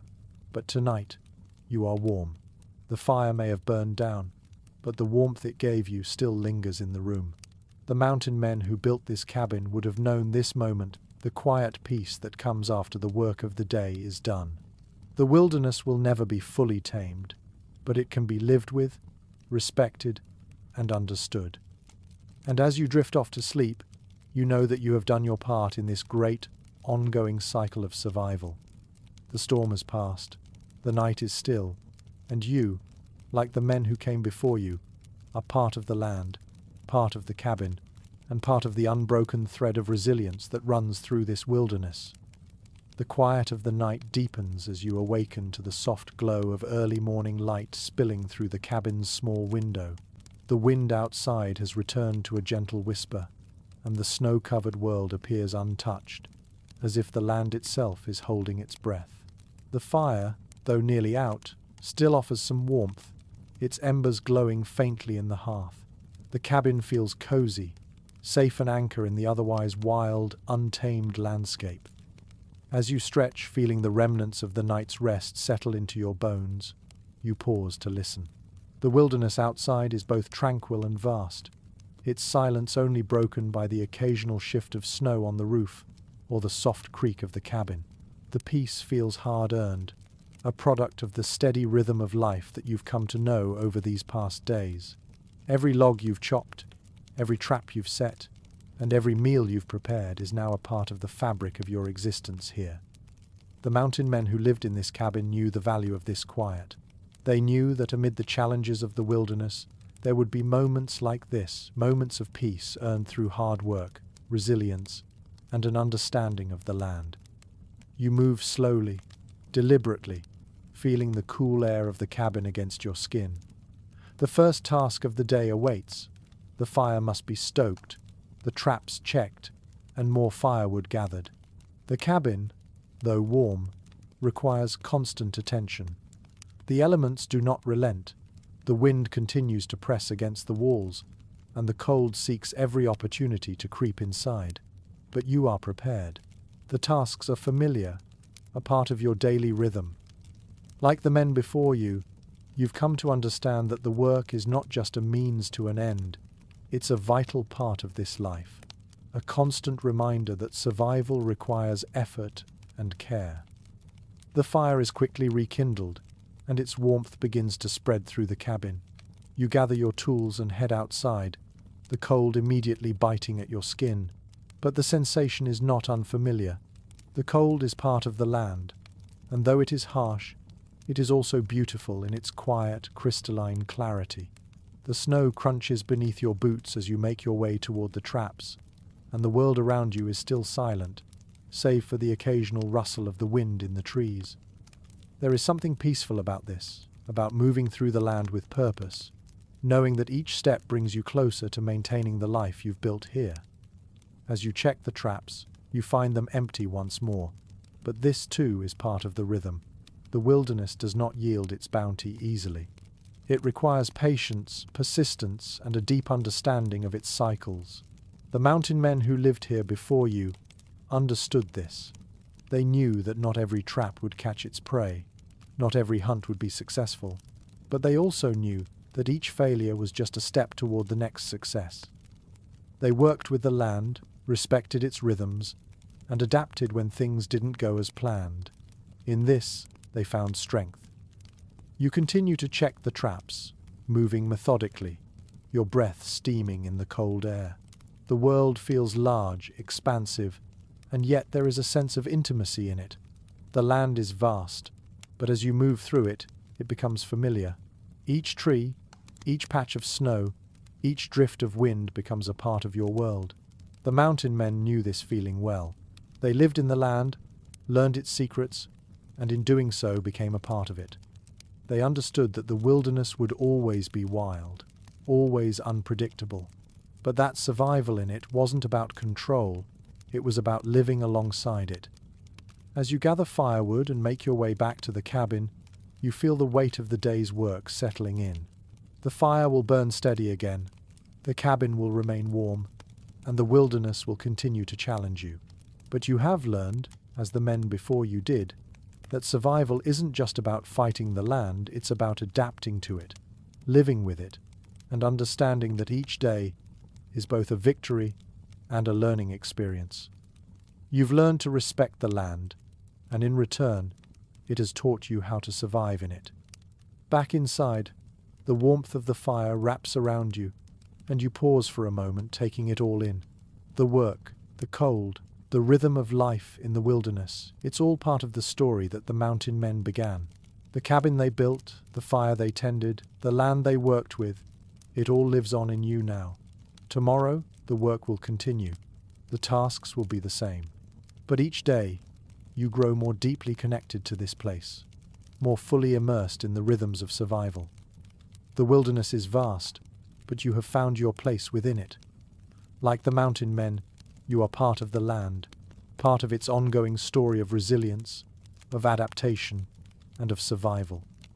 The stillness of the cabin is almost overwhelming in its quiet.